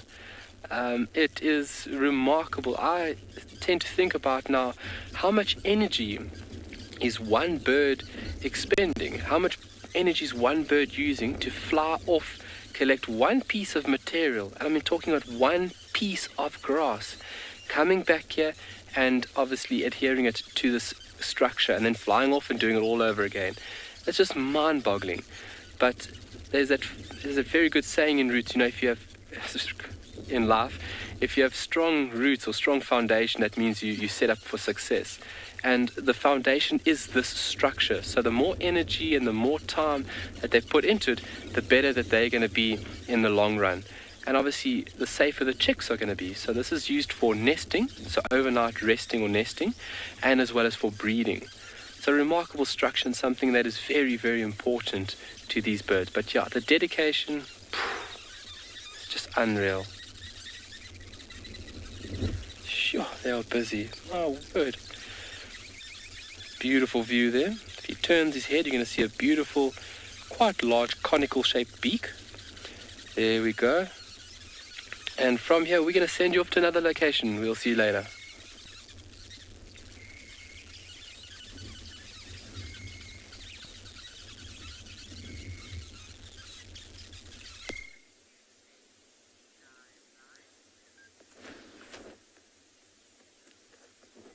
And once again, we've come across this pair. And they're pretty much in exactly the same position where we left them last night. They did go on a bit of a walkabout. We found tracks on the other side of the riverbed. But it doesn't seem like much has changed.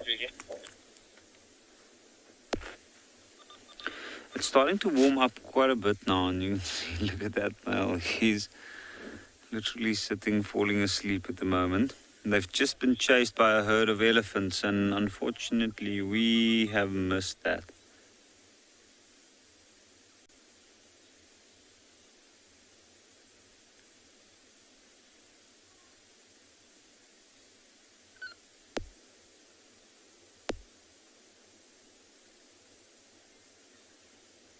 See one fly going in and out of the eye of this lion.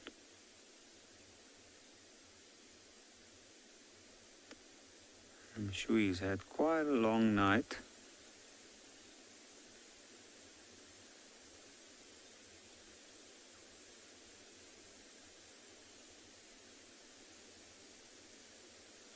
What an amazing creature. Still very close to the female. You can see the posture. He's got his hind legs up.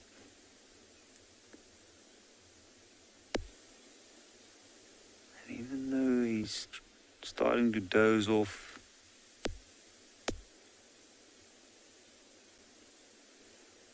he's still as latched on to the movements of the female as he was yesterday.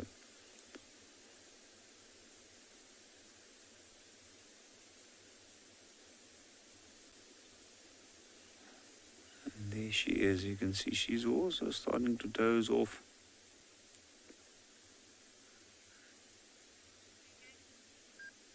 And I wonder if they are going to be mating today, or if they might just lay down like this for quite a while.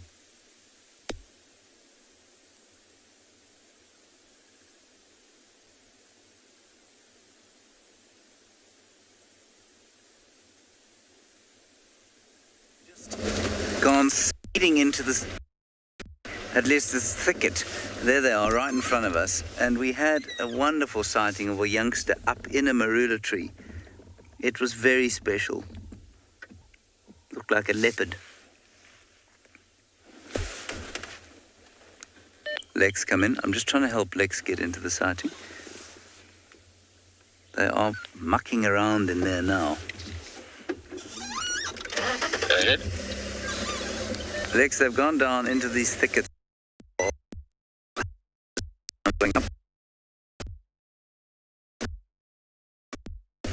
Okay, copy. System.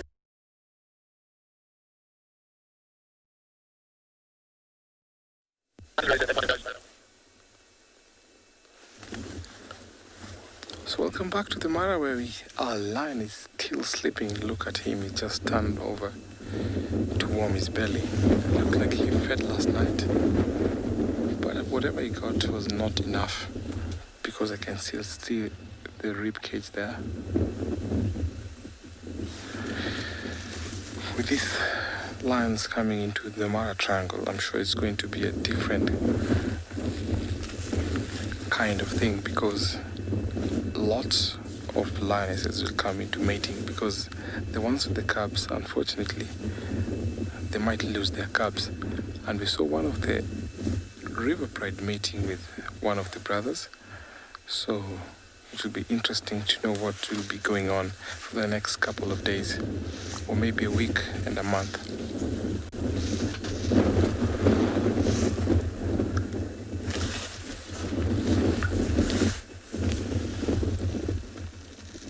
Oh, there's another lioness walking there.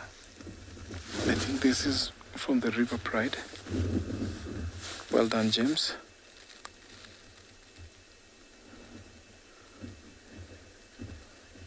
Is she out on a hunt? By the look of her, she looks like she's scanning the area. Is possibly going out for a hunt.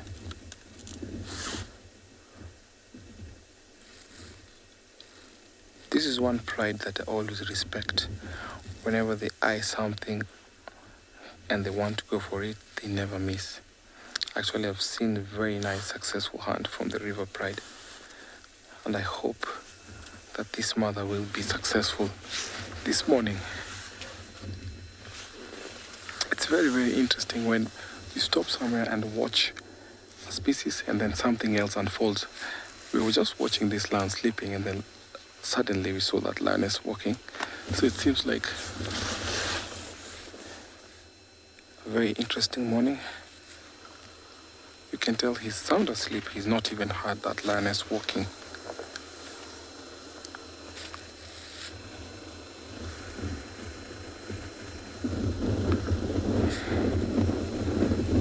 Very, very nice.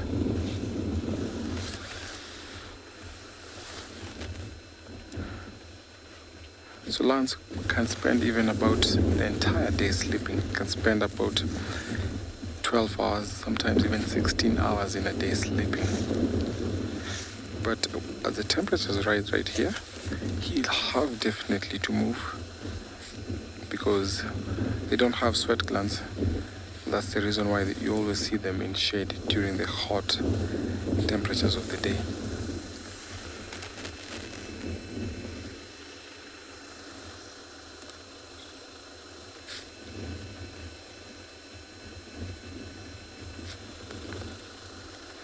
So let me sit here and wait to see what that lioness is up to as I take you over to another live location.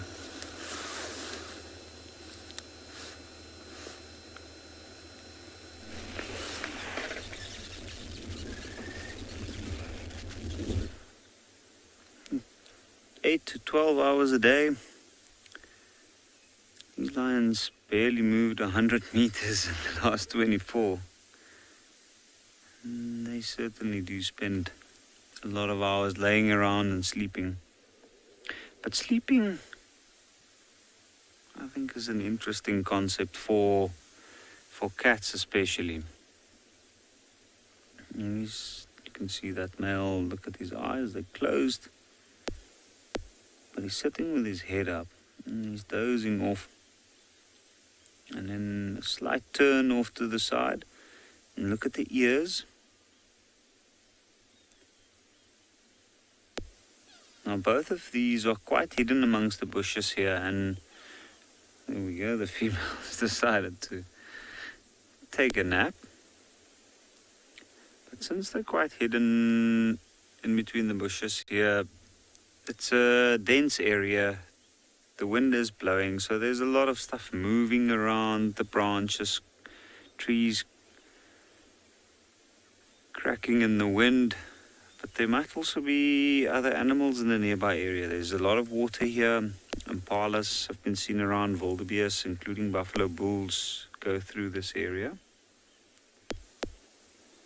And that's why they're actually quite alert. So even though we say that they sleep for 6 to 12 hours a day, maybe even longer at some points, they hardly ever get a good rest for a solid couple of hours. It's usually short bursts of a few minutes until something draws their attention, and then they awake again.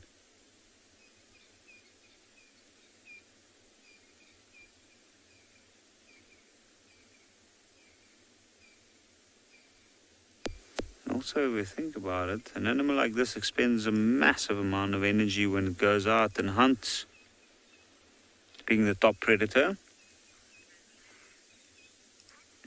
So it needs its rest.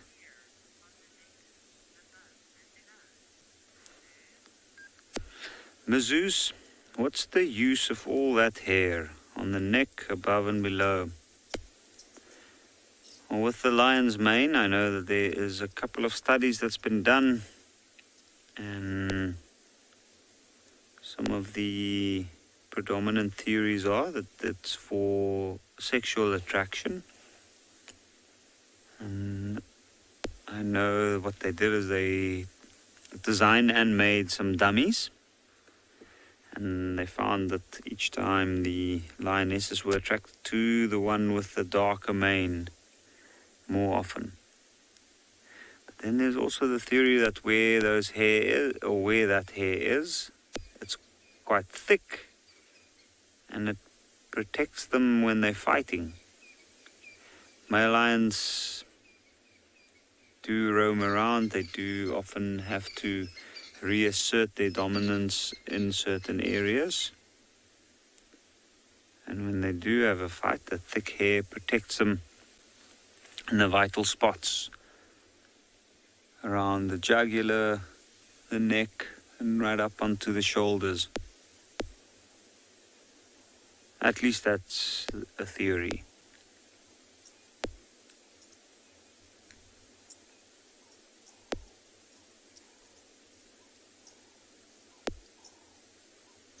But also talking about fights, what I found, at least with these two, what we've noticed is that they often look like they've been in fights and been having a hard time, when in fact they've just been fighting with the rest of the pride around a carcass. But I do know that this male in particular, on his rump, he bears the scars. He was caught on his own far off in the western side of the reserve by two roaming males. That's actually quite a lot larger than him and his brother. And I think the two of them gave him a pretty hard time. In fact, we were actually wondering at one point whether he might die or not. And then, in classical male lion style, he just bounced back after a few weeks.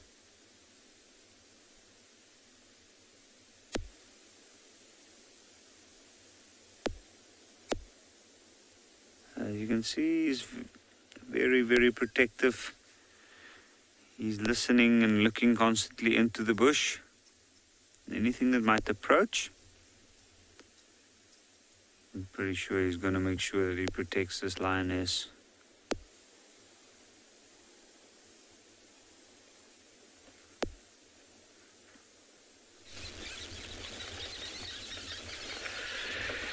Yeah, when it comes to male lions, you wear your battle scars on you.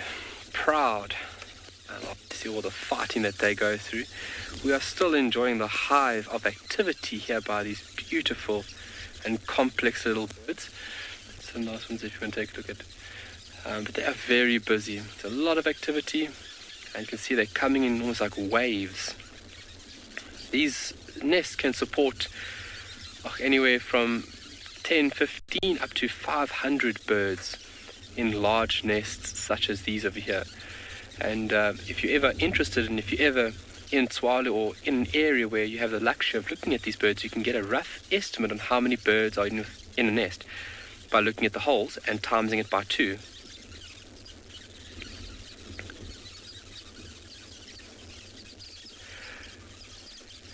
Evalia, how do you tell male and female weavers apart?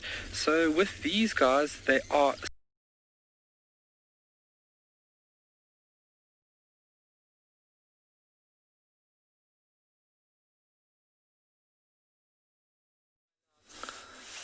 in Yarusi.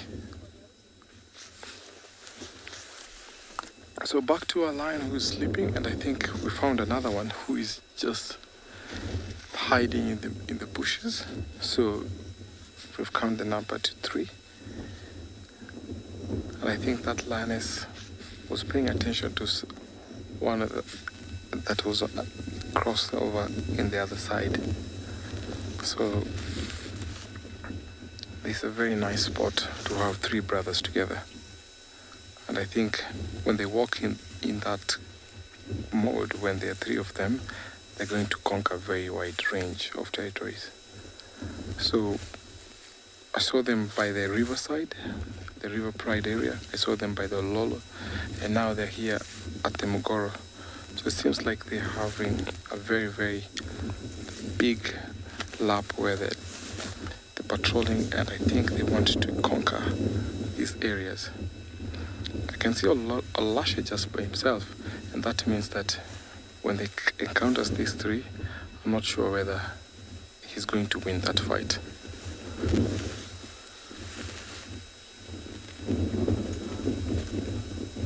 So still going to sit here watching this guy as he sleeps. Let me take you over to another live location.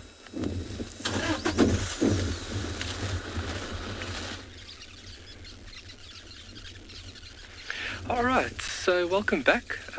Great question was asked there, how do we tell male and female apart with social weavers?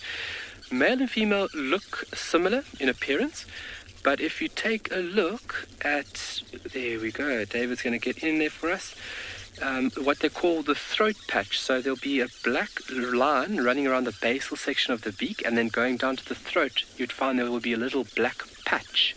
It almost looks like a bib. A bib is obviously in birding terminology is a bit further down on the chest or breast section. So throat patch, whereas in the female's throat patch will be smaller than that of the male. So a nice easy telltale sign of that of male and female, but otherwise in appearance they are fairly similar in appearance. There's another one there for us, David. I don't know if the branch is in the way actually. Might be, yeah. Oh, there it's moved. So there you can see the throat patch just underneath the beak.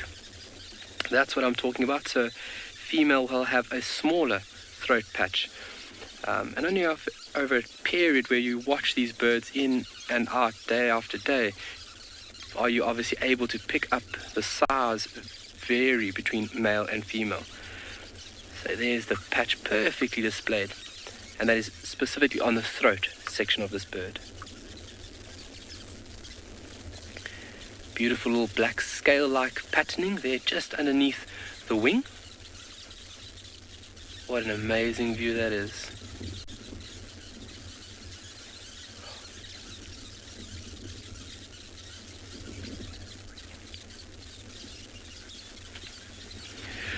Lorene, how many birds are in these nests? There'd be a lot of birds here. So if you'd ever want to get a rough estimate, I could go underneath and take a look how many entrances are within the nest, and then times that by 2. Then you can get a rough estimate of how many birds are within this nesting colony. This colony I would put easy to about 200-300 birds here, if not a bit more. This is a fairly extensive nest, and one that's been used for a very long time. And look at the size of that. So a nice rough gauge on how to allow a person to understand how many birds are in a nest site like this. So counting the number of entrances and timesing that by 2.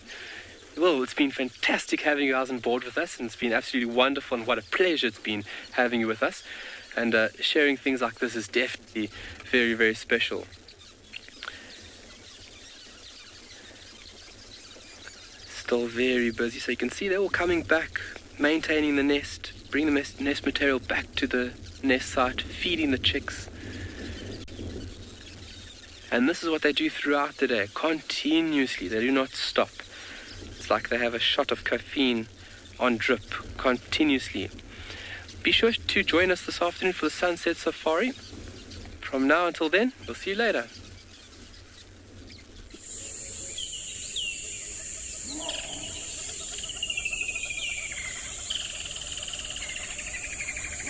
What makes Anbion Private Game Reserve so special is our massive array of habitats.